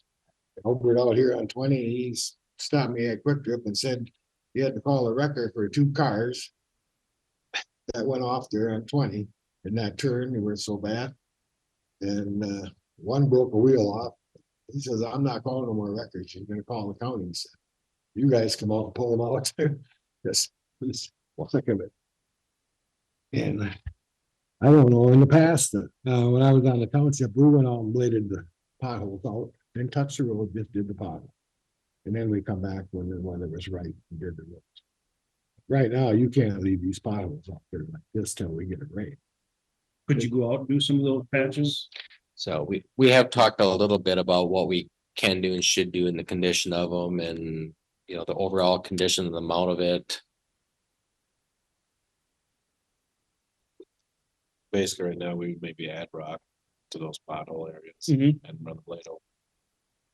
I don't want to open them up because there's a reason why the potholes are, because there's moisture there. Yep, So I've done it down on the bottom 5 and I made a slop hole. yep. Yeah. It's too early yet. Yeah, so An unusual winter. I mean, for the most part, the roads are in better shape than what they are in most springs. But I mean, yeah, we did that discussion on what do we do? Are they bad enough to justify the expense on putting some rock out there? And at this point, we've decided to hold off. But the board wants us to go out there and do it. We can definitely What's it gonna do? put some here in guys at March? We're that. gonna get some snow. That's the only thing. If I get snow and If you get snow, you're gonna blade it all off. it's all gone. I think we just fix the potholes, don't add no rock right now. Wait, let the rock zones fit. Is there, so like this extra money, Brian? We're buying equipment with it, we're doing seal coating. Potentially doing seal coating for 3 and 16. Could you buy some more rock for the year? We absolutely could. Okay. Yeah, we are, we're bidding out we're bidding out shoulder. We're not doing anything for surfacing right now, but we can, yeah, we definitely could. Could do some surfacing. Well, we're still dealing on number 8 here on consider approving request to purchase John Deere 644 wheel. On your loaders, you must use the small one more than you use the midsize. On number 9. Cause that one's a 17 and that one's a 20. Yep, 2001. yep, so. That 2001 was our sand pole loader for many years. Down in And then I got moved to a different shop. They got upgraded down there. That was John Dewey's favorite. Don't remember John. That the 17 loader, that's a mini or compact loader.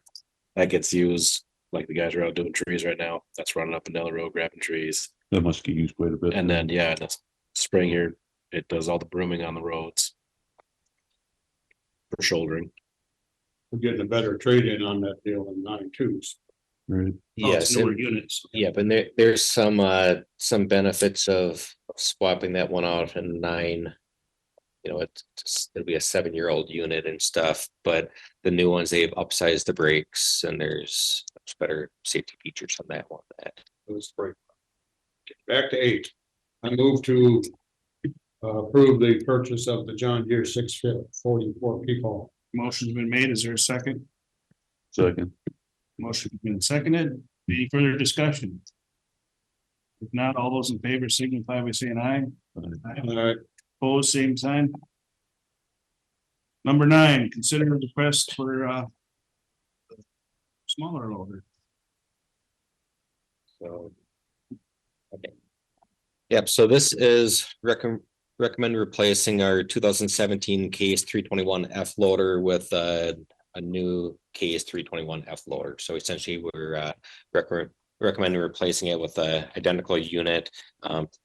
Few years newer model, so there is some improvements that way. I know Jordan, the mechanic, and staff have talked about the upgrades on the brakes and stuff on the new unit.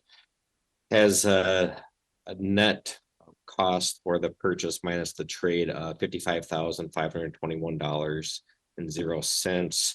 We had 60,000 in the budget, so we are a little bit under what we budgeted on this item. Budgeted. Oh, never mind. Let me jump That's back the one I here. just handed out when I got here this morning.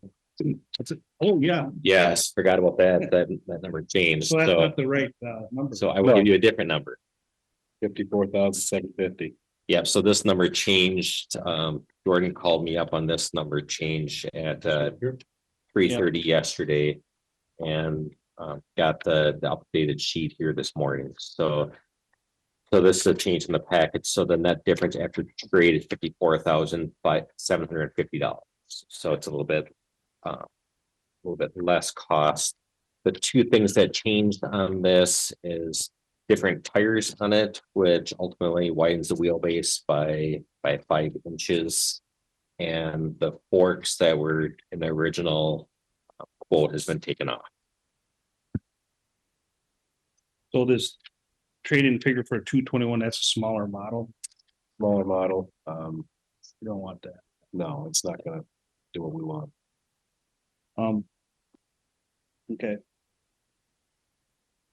So the newer one with the better brakes, that's gonna be a thing, right? It's got better Me, brakes Myself and Gordy went over to Titan and drove it and and it's it'll a put lot the better. windshield. Yep, okay. We don't want that. Wear your seatbelt. So did you try out that John Deere too? John Deere did not have one around, which the 644? Yeah. We have a 644 in Houston right now. That's what. Yeah. So is this a one we just approved? Is that available now or is this? It'll be in order. We'd have to order it. It'll come this summer sometime. Okay, And this All one we right. expect to be able to get, he said mid-May.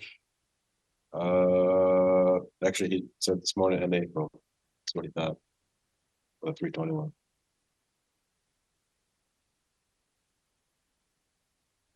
all right. Motion's been made to approve. Is there a second? Second. Motion's been seconded. Any further discussion? If not, all those in favor signify by saying aye. Opposed, same sign. This next one is the swapping of to request to purchase or trade-in unit, 4223. It's a John Deere 325G compact track loader for a brand new 325G compact track loader. This agenda requests a case on the top. It's actually a John Deere. So this is the second year of the swap on that pricing. So essentially we are trading in a 1-year-old unit for a brand new unit for $2,000. If we go over 200 hours on that unit, then it adds another $10 per hour. And I don't know what that unit currently has for hours. Do you know, are we gonna go over the 200? I don't know for sure what it has on it, but I'm guessing it's getting close to 200. Well, it might be. Usually we'll go right up to about that limit when we go to trade it in, Close to so, 200 we get over trade. so brand new unit, new warranty. Just kind of extends it out, so 2000, same size and everything. yes. 2003. That's part of that 3-year deal they did with us. We're in the second year. Yeah, so we Move to have approve. one more trade. Motion's made to approve. Is there a second? Second. Any further discussion? If not, all those in favor signify by saying aye. Opposed, same sign. Number 11, seal coat. No, So looking at our seal coat schedule for this upcoming year and the following years. And additional projects coming up in 2025. We looked at our seal coating budget for this year. And we would like to seal coat County 16, get that roadway surface kind of sealed up to keep that moisture out of that new pavement. And then County 3, seal coat that roadway. In order to do both those, it's gonna increase our budget based on our engineer's estimate by about $75,000. The actual number won't be known until we get that project bid out. What this does for County 3 is what our original plan was going to be to do a portion of County 4. This additional 75,000 will let us seal coat all of County 3. It'll probably be our last time to seal coat that roadway before it gets repaved. We're looking at, depending on how funding lines up, probably about 8 years from now with getting that repaved.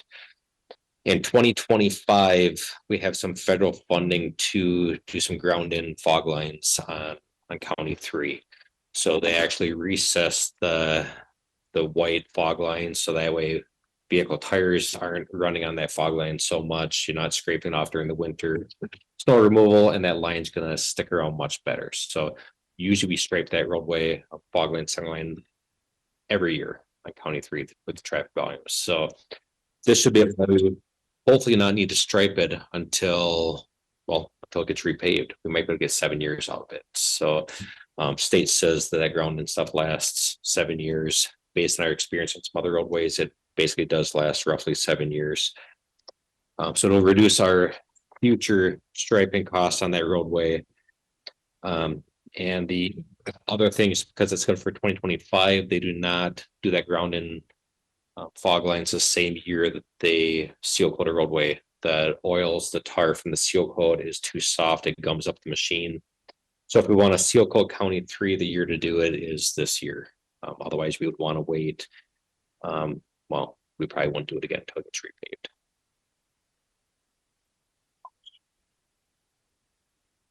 So of the 75,000, how much is County 3? How much is County 16?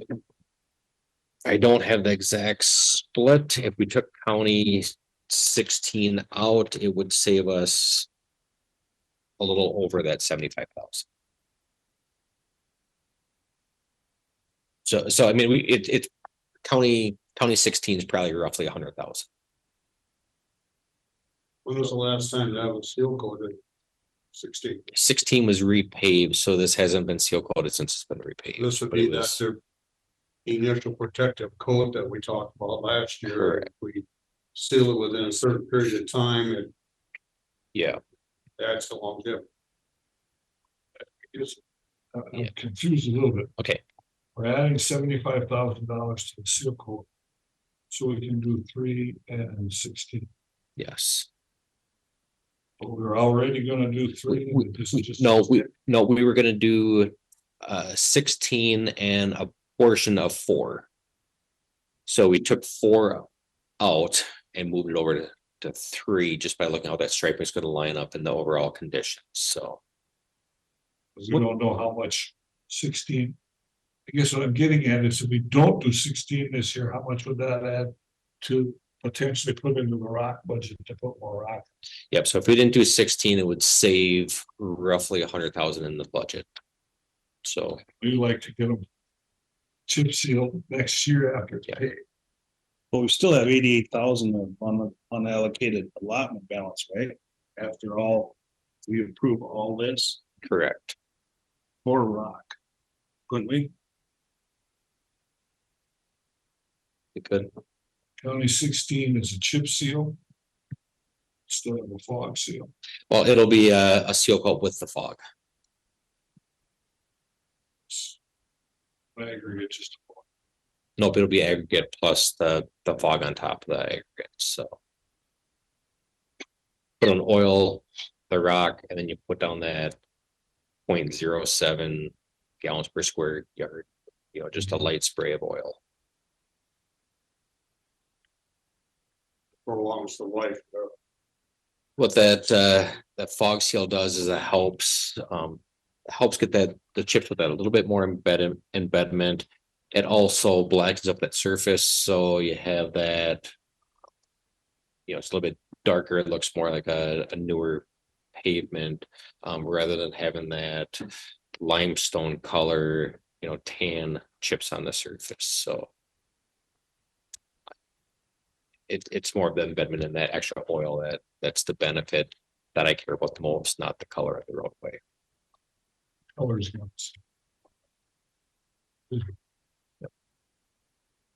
Just looking at it from the perspective of additional rock. Yep, that is a way to get an additional roughly $100,000. Remember how much we got out? 350,000.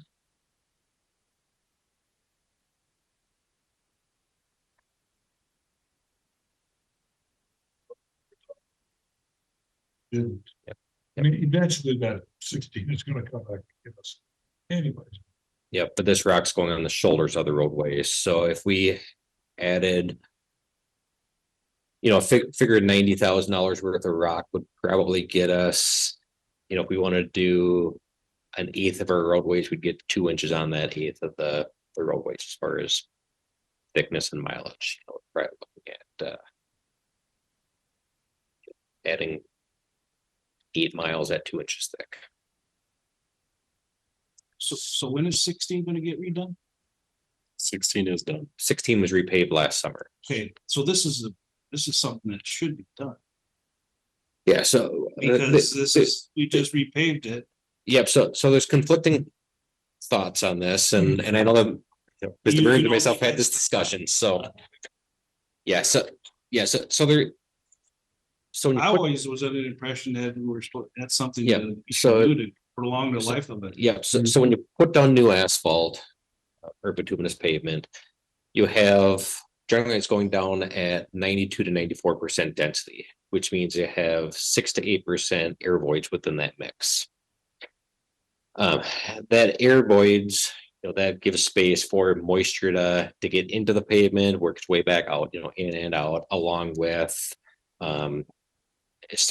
that oil starts to oxidize as you get sunlight and the air and stuff to that. So one school of thought is if you seal coat the surface right away, that top layer, instead of being at 92 to 94% density, and tires, the more traffic you have on there, the more that you're really firming up that surface. County roadways, they don't have as much traffic as state highways, so the density doesn't rise quite as quickly. When you do the seal coat right away, essentially, one person state likes think about it like a roofing. You have your different layers on the roof. The shingles is that top protective coat. So the seal coat, you're getting that surface of the roadway at 98 to 99%, 100% density, or you don't have those little pockets for the air and the water to get in on the surface. What some research that's been done at the state level is that it keeps the oil more pliable within the mix. It doesn't oxidize as quick, and it keeps your roadways from cracking as quickly as they go throughout the early stages of the performance. The other school of thought is, you're at a pretty high density to start. Let's look at that from not as much from preventing cracks at the very beginning. Let's look at protecting that surface as you go. And for some of that surface and the longevity of the pavement, if you ignore the cracks, you can maybe wait till year 4 or 5. And then you're not necessarily protecting that initial oxidization, but you're protecting that surface and you're still trying to get your life out of the roadway. So how that impacts the life when you're looking at a 28 to 30 plus year life cycle, conflicting thoughts. So since we started doing it, myself, my staff, we do think that it has helped a little bit with that initial cracking during the first 10 years of the pavement life. In the long run, does that benefit in the end? We believe it will, because you're keeping that water from getting in, you're keeping those cracks from opening up. There's not long-term data to say year 1's better than year 5. It's all looking at test segments during a few studies that were all done within the past 7 years. I've So, seen what's done on County Road 6, going off the valley there, did that a few years ago. And it really prolonging that life, it looks still pretty new, even though it's been a couple, 3 years since that coat was put on it. I also look at that coat as being, for lack of a better word, a piece of paint going over wood. You know, the wood has some pores in it, freshly laid pavement has some pores in it. You fill those minor cracks before they get large, stuff like that. Well. What do you guys wanna do? The request is to seal coat project county 13, county 3 and 16. Or seal coating. Yep, seal coat. I move to get bids, which time we can decide. I think we should get bids. We move. Okay, motion been made. Is there a second? Might surprise us. Is there a second? You're gonna do bids on both 16 and 3? yes. I think that's what the motion is.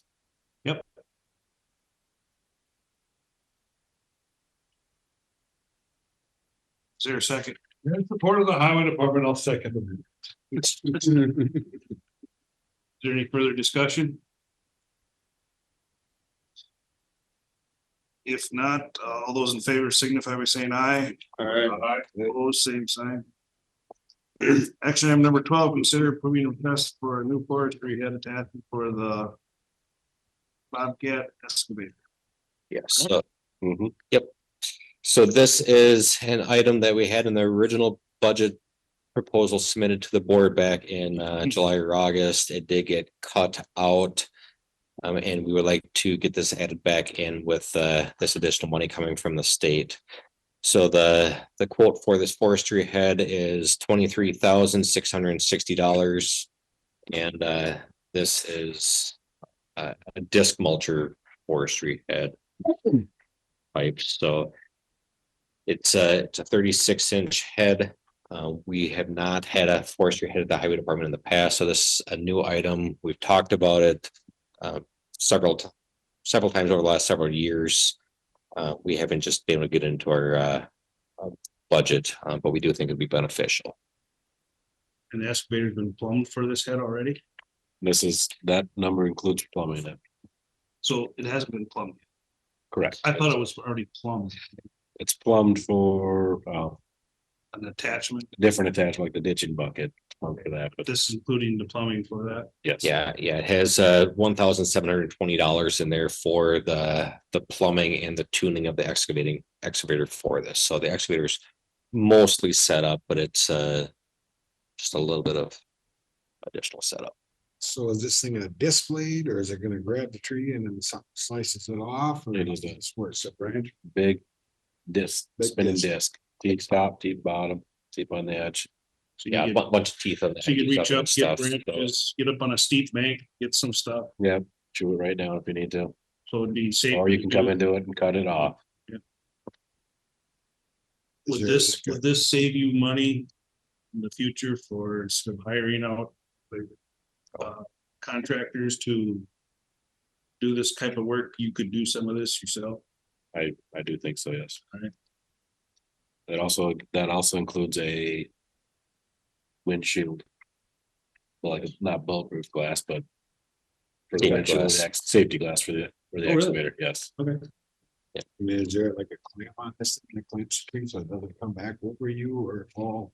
No, there's no not. clamp on it. There's no No, clamp. yep, so yeah, you angle it away, you're kind of pushing as you're cutting and Big brush. Yeah. Mhm. Did you ever see the one New Image had up there? That one they had that time for a while? Let it grab. Yeah, that grabber, boy, that was quite a machine. Mhm. It took a lot more money. Oh, yeah, that's over $100,000. I mean, sure, that's expensive, but boy, that was a slick operation. He could take a tree down in seconds. Mhm. Believe. I think this would be a good purchase for that excavator we have to help do a lot of brush work. That we could do ourselves instead of hiring out. Get the trees away from the roads so we ain't getting machinery or equipment. Is there a motion to approve? What's the warranty on it? Yeah, good question. I don't know that. There would probably, I don't know for sure, but can't say that. So.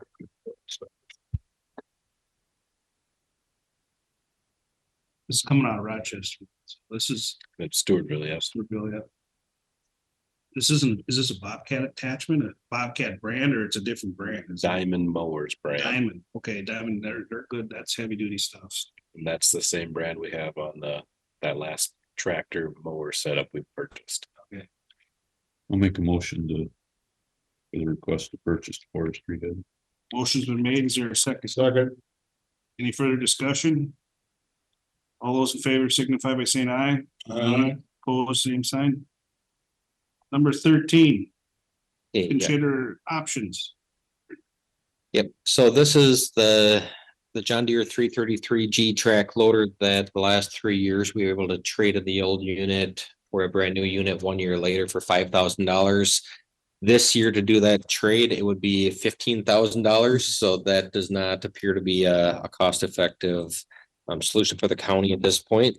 So went back and talked to John Deere about the existing warranty and extended warranties on the unit. So the existing warranty is a 2-year, 2,000-hour bumper to bumper warranty, expires on July 5th, 2025. It also has an emissions warranty that goes until July 5th, 2028. So we have another a year and 4 months on the bumper to bumper warranty and another 4+ years on the emissions for the unit. So the existing warranty goes out there a ways. There is some information that was submitted to us that we did provide to the board. They should have all received on different extended warranties. They have put on this that it's confidential information, so we didn't submit it into the full packet, but it has additional warranty options for comprehensive insurance or powertrain and hydraulics if we wanted to warranty just that stuff. What we will look at doing if we extend the warranty out, we can go to 36, 48, or 60 month. And the number of hours this unit will have somewhere in the neighborhood of 2,000 to 2,500 hours within 5 years. So there's no reason to look at any of the hour warranty beyond 3,000 hours. So at this time, we're speaking with our mechanic, Jordan, and myself, looking at what the costs are for the warranty, knowing that the existing warranty is in place until July of 2025. Our recommendation is to not approve any additional warranty at this time, see what happens to the unit after this next year, and then decide, next winter, next spring, if we want to consider going into a longer warranty on the unit. We think that there's really no reason to rush a decision at this point. Let's see how the unit holds up. Still under warranty, so we got some time to make a decision. Yeah, and then we have some numbers, at least for budgeting purposes, as we get into the fall to know, do we want to budget for additional warranty? Or trade next, and what they do, but they went tripled our budgeted or anticipated amount. We're 1 year in on this one. Yep, so this is 1 year in. So how did Come they July change? How could they change the 5,000? Well, not, okay. The previous, we had the 5,000 for 3 years. We went through that initial 3 years. So Okay, this would be, is the third rate on that. this would be a new agreement where they would do a $15,000 per year trade for 3 years, 15,000 each year, 2 years. And the unit itself, I believe the state bid price or MSRP price is like 87,000. So $15,000 seems awfully steep for a unit of that value. All right. So I don't know if you want to have an action item on that, or if we're just gonna table this and bring it up in the I think we should just table it and bring it up again. Is there any agreement on that? Yep, number 13 to be tabled, thank you. Okay, number 14. Accepting local bridge replacement program funds for the amount of $85,505.88. Yep, so a few weeks ago, the county board approved the contract to replace a bridge on CSA 20 or a culvert with a new culvert on CSA 20. At that time, we didn't have an agreement in place with the state for using some state bridge funds instead of using all county state aid construction allotment funds. So with this $85,505.88 agreement is with the state is use some local bridge replacement program funds at the state instead of using our own county state aid allotment. So saves us 85,000 worth of our own construction allotments. So it's a good deal. There's this has been done several times or many times in the past. This agreement's very similar. About the only thing really that this agreement ties to the different from any other project is that we can't essentially vacate the roadway and sell the property to someone else over the next, I believe it's 37.5 years or something. It's not going to happen. We're going to keep this property. We're going to keep this roadway. So there's no reason, in my opinion, to not approve this agreement. Is there a motion to that effect? So moved. Second. Any further discussion? If not, all those in favor signify by saying aye. Aye. Opposed, same sign. Thank you. We spent some money too. I'll buy some rocks. Yeah, give us a rock, or do something with money, because that's bad. We will definitely look at what we can get for additional rock and where it would be best to be placed. So Thank you. Thank you. Number 15, consider approving additional fee schedule changes. Carol. Drive down the road, it's low. It's all bad. So these are actually just some adjustments to our fee schedule, and they are basically fees that were being charged and they were listed in different places. Like in the recycler for the solid waste ones, and the highway department had their schedule. So we're just trying to get everything on this schedule to be the same as it is listed somewhere else. So this one just shows there's the highway department for the permit access or entrance, and then the wheel case loader at $115 an hour was not listed on this, but they have been charging that. So it's an established fee, but now it's just listed. Okay. And the solid waste for the drop site, for the tire disposal, this is how it shows in the recycler. So we just made it look exactly the same.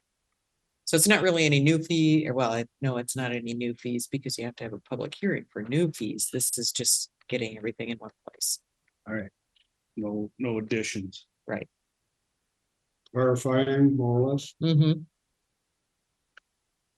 Is there a motion to consider approving additional fee schedules changes? No move. Is there a second to that? Second. Any further discussion? All those in favor signify by saying aye. All right. Opposed, same sign. Okay, next one is discussion and possible approval of vehicle lease buyouts. And it says me, I requested this beyond because of the information that Brian had given us regarding buying out the leases on 7 of his vehicles. We had the discussion at the finance meeting. Brian, are you here? Oh, I'm sorry, were you talking to me? I'm on the phone too.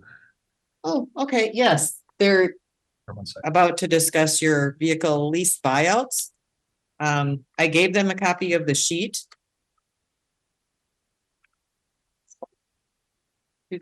Carol, you said 7, I said 8? Yes.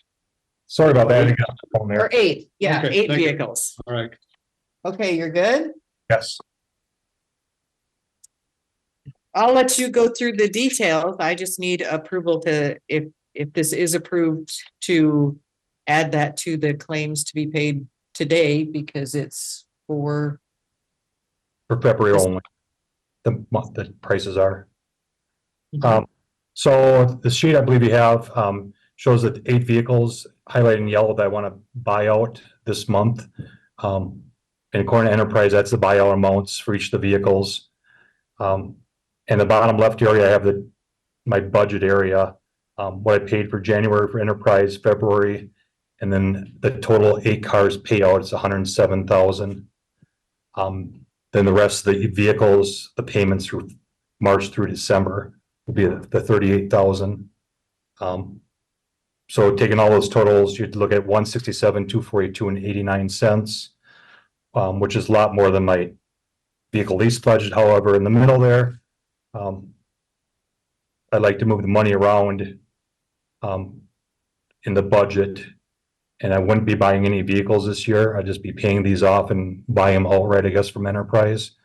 But the money I'd be collecting or paying it from would be through these 3 different line items: the vehicle lease, the squad outfitting, and also the Spring Grove contract. So realistically, with the budget amount and everything I wanted to buy out and pay, we'd still be over by $1,400 over the budget. The difference between 165,800 and 167,242. Yeah, correct. And then I am checking with Enterprise about taxes also. Possibly to pay taxes on 2 of the vehicles since they are not marked squad cars. But I have an email into Enterprise. I have them check and let me know for sure what that is correct and what the amount is. Okay.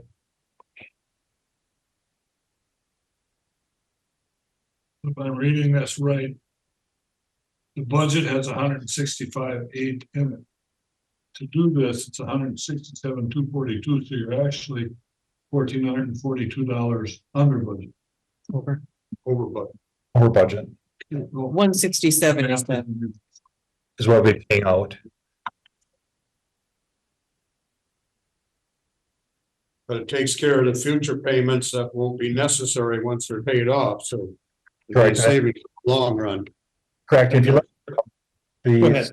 the 3rd line from the right side, that's your monthly lease charges. So Yep. really, we're saving those hundreds of dollars for each vehicle per month.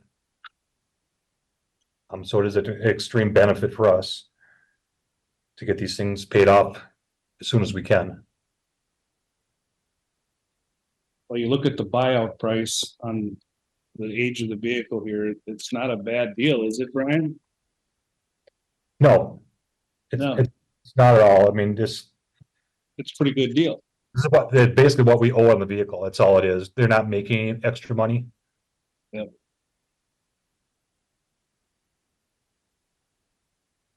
With the 2020 Dodge, you're able for $14,000.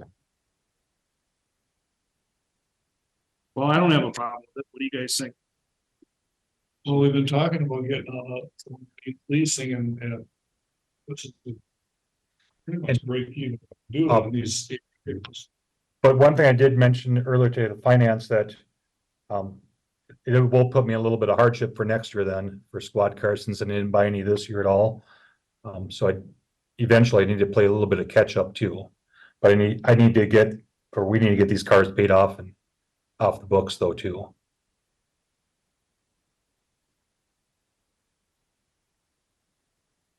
and we do also have the 3 Jeep Compass fleet vehicles that will be off lease in September.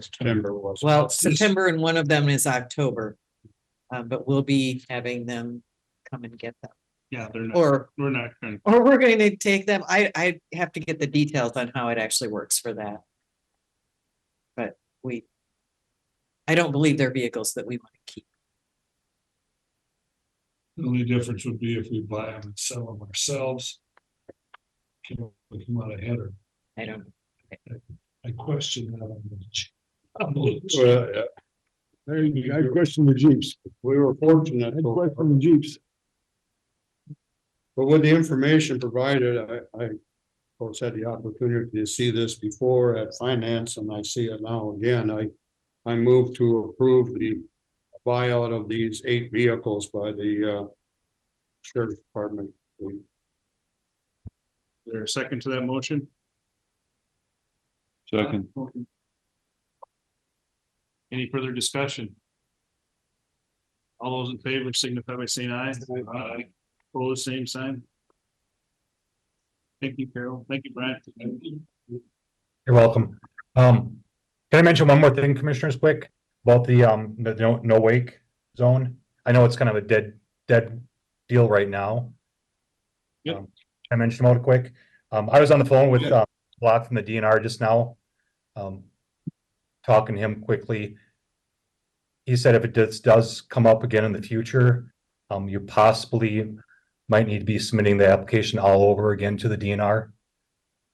He's gonna find what type of timeline that his approval is good for. He also noted that in the application, he missed that the county was supposed to do a data collection, like I spoke about. How many boats go by, what time of the day, weekdays and weeknights, or weekends and weekdays. Right. So in the future, if you ever did want to bring this back up, that data would need to be made and collected. Well, that was something we should have had done. He missed. Correct. Both the county and the DNR missed that part. Okay. But we would still like to have the camera to do the study. Yeah. Yes, I talked to him about my bulk grant also. He believes my bulk grant can pay for that equipment. All right, good to know. Thank you. All right, thank you. Yep. Moving on to discussion items. All I've got is that I was at the Root River Watershed meeting yesterday. At the morning in Preston. Not a whole lot of changes were done. We did change some language on caps for entering into cover crop acres from $15,000 per person per landowner to $30,000. It was requested to have it unlimited to try to get some of the bigger farms in it. It's debated for quite a while and decided to have a cap of 30, so see how that goes. We also are using some of the money to help hire an individual to help with the help of the Minnesota Soil Health Coalition. We're putting $20,000 for 2 years towards this position to help hire someone to work with farmers more in the western part of the Root River watershed to do practices like prairie strips, soil health, best management practices and stuff like that. So that was approved. It was a well-intended meeting. Everybody was there. Mostly everybody was there. So it was a good meeting. It lasted till noon. Then yesterday afternoon, I had a department head meeting. Dewey was there too. Not a lot to bring up about that, but nothing really to report on that. So. Who wants to go first? I'll go first. Last week after our meeting, had a Parks Committee meeting, and we're looking at an individual that's taking and looking at the contract. I understand yesterday the executive group of that committee got a little closer at the contract. So the next, I think it's 2 weeks from today. No, next Tuesday we meet again. So we're gonna have some more information after that. The applicants had a chance to look at the contract, and we're fine tuning it, for lack of better word, Carol. So we'll have more action on that. From what I got yesterday from the department head meetings, It's, down by, our, La Crescent. Recycling area, the city is looking into, and it's not anything concrete yet, but they're looking into having a dog park down there. And, our surveyor is gonna point out where our lands are so that they can finalize their decision. So that was it, what Eric mentioned about surveying that. Yes. Yeah. Yeah, because there's a strip of land there, there's where the recycling is, and then there's a street designated, and then there's a piece of land that is ours before it gets to the city. We want to define where our line is so they can say yea or nay, and I've already come up with the discussion with Brian and Marty. Maybe some altering of their initial plan, but that's still in committee work. And another thing, how long ago did we establish for department head meetings that it has to be a department head only? Sometimes the department head may not be able to get here. Do we have a designee that could fill in? There was a little discussion yesterday, and I was wondering, what's the policy? How big is the park? And that was established when? Probably 20 years ago. Okay. Well, maybe not. Maybe 12. About 12 years ago. The challenge, as I recall in those days, was it was becoming less department head and more staff attending. And That was the, And it, you know, it becomes it's more of a conversation of the for management department heads rather than staff. well, I was just wondering if there's information that can be brought to the department head meeting by a designee. You know, I just didn't know that policy was so in concrete, but I just thought I'd bring it up. Is there, if there's a designee, if one person can't make it, then somebody else come in and spread the word. Maybe not. That was one thing. That got brought up yesterday, I didn't remember It here. was just before you got here. So.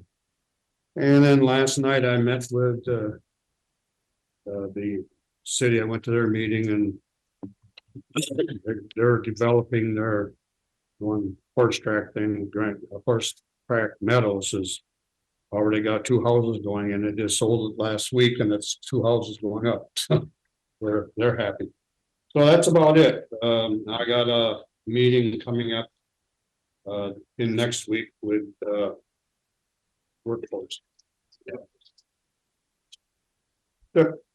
Bob Burns. Okay, last week, you know, I went to the EMC legislators meeting day.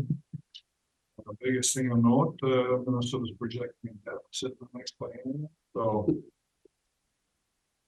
All the different aspects of AMC looking for additional money, there's not a whole lot of optimism for new revenues. They kind of got all their money from last year, but the governor's bonding bill was interesting. His bonding bill has no monies for the LRIP or the VRIP program.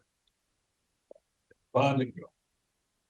But the legislators, you know, when I talked to Miller and David, he said, that isn't going to happen. There'll be an adjustment to the bonding bill so that the local improvement program, the local road improvement program, and the local bridge improvement program will continue with their funding. So what's the governor's budget on the bonding bill? What's in there? Oh, lots of metro stuff. Buying parks? Well, no, not too much buying parks, but Well, one of them is to buy a park in Yellow Medicine County. they didn't give us a bonding bill. They just told us what's not in the bonding bill. As far as transportation, a little additional funding, so there's lots of need.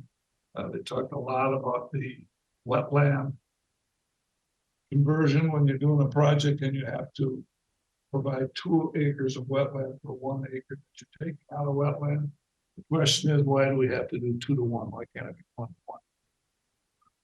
It's hard enough to find wetland to replace it in a 1 to 1 Because the wetland banks are all hurt. To try and get that put together. Mental health has additional funding that's coming in, included in the bonding bill. A lot of discussion about placement facilities and whatnot, and the need that we have, especially down in outstate Minnesota area. Broadband was a big topic.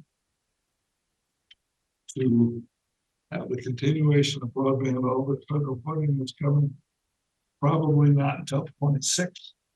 But the federal has covered areas on their map, the state has non-covered areas on their map, the two maps don't match. So there's some issue as far as if you're gonna apply for funding, where you're going, you know, how you bring the two together. There's one county up there, I found it interesting, they put up 7 towers to provide broadband, wireless broadband, while they're putting their underground wire in. So the towers are actually temporary to provide service, putting in the underground. One county's got 15 million. So am I gonna get in on it, maybe? Not from that county. No, but I mean, yeah. I think their topography is a little different. They're more of a Oh, give me, it want to take some. flat land. They don't have the hills to deal with. And how many covered would we? Oh, we need hundreds. Like, yeah. We need one on every quarter mile. What else? Anyways, that was. The last night I went to the city of Caledonia meeting and they had a presentation by the state of Minnesota. The press was there, talking about the roundabout. And where Highway 1670, Highway 4476 and it's my opinion based on fairly old traffic studies. Roughly $5.2 million in cost. Coming out of Caledonia down the hill, you're gonna slow down to DZ 25. I don't know if it's actually gonna be 25, but he showed, I found it interesting. He showed, he's also a registered drone pilot who has got the drone pictures of all the intersections. He says, see that farm truck coming down Highway 44 and he's gonna turn on to 76 and look how he comes around the corner and he's way out on the shoulder before he gets back up on 76. I get confused. When the farm truck is coming down the hill after they put in the roundabout, instead of just a left-hand turn, he's gotta go around. Yeah. So there's 3 turns to get onto the, so it's not gonna benefit. And it's on a hill. That's what's would bother me. So they talked about whether or not we could get speed limits changed and change coming all the way down to that. So the 45 down to there all the way through. They're gonna have a lot of semi drivers. going the wrong way, aren't they, Bob? So they're gonna have public meetings to educate the public. The city of Caledonia has basically got other funding to pay their share of the project. Then he talked about the Highway 76 project, from Caledonia to Houston, which may happen pretty close to the same time. The state has acquired, for the most part, all the underlying land. They didn't own it before. So they acquired the underlying land where Highway 76 runs. So that they actually own the land instead of being Right away. They haven't widened the right of way, but they bought the land that from right away. We talked some about the extension of Warrior Drive. From where it is now up to 76. Of which the LRIP would pay for that, but the city's got to pay for the turn lanes and whatnot. They pretty much have got their money lined up for that as well, so that's going to come to fruition the way it sounds. And that was the extent of it. They did not have a forum, so we just had the presentation. I know it's Casey was here. You were just here about, I think that more. Oh. So I had a guy jump me the other day. If we do Warrior Drive, Who provides the land? Does it come from Harley and Dennis Gavin both? School owns 60 foot, They do. coming right from where, Perfect. from where Warrior Drive ends out to 76. School gets 60 foot. Yeah, I used to rent that chunk of field. I always had to pay the school for half an acre of land. For rent. So yeah, they own a 60 foot. Right away is there. Dennis might be a little unhappy because, and I should check and make sure with the recorder, but when we sold that. I pushed hard that we had an easement. Paralleling Highway 76. To accommodate that turn lane. If ever this. Was for a bike path. Turn lane and a bike. 25, if I remember, it's 25 feet. You should maybe check that out and talk to Dennis, because he thinks it's coming off of his or something. It's in, It is coming off here. He bought it as the way. Yeah. So he knows So he bought it with the easement on it. Supposed to be recorded as an easement. That's good. That's all I got. I also attended the city meeting in McCrescent last night. We covered it pretty well there. And then, tomorrow, Davey Walters for River Soil Conservation sent out an email about the canoe launch. They got a few little changes and possibly some changes in the grant funding, but, they want to have a little meeting there at 1 o'clock tomorrow, so I'm gonna attend that. Houston, No, this is the one in Hoka. Okay. I'll be at that. that was a little part. Yeah, it's a little kind of park canoe launch they put in right, actually county land there too. Just next to the. Bridge access. Correct, yep. Creek comes in. They're in that corner. It'll be a nice project that can make work. hopefully they'll start on Houston's next this summer. Yep. I was told 2024. I gotta get it back with Bob Storley from DNR to make sure that's on schedule. Greg, you got anything? Done, Bob? I don't think.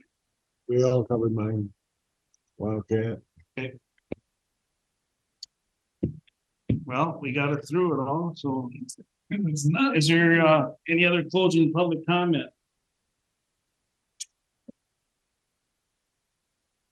If not, meeting's adjourned. Motion made. Second. All those in favor, aye. Aye.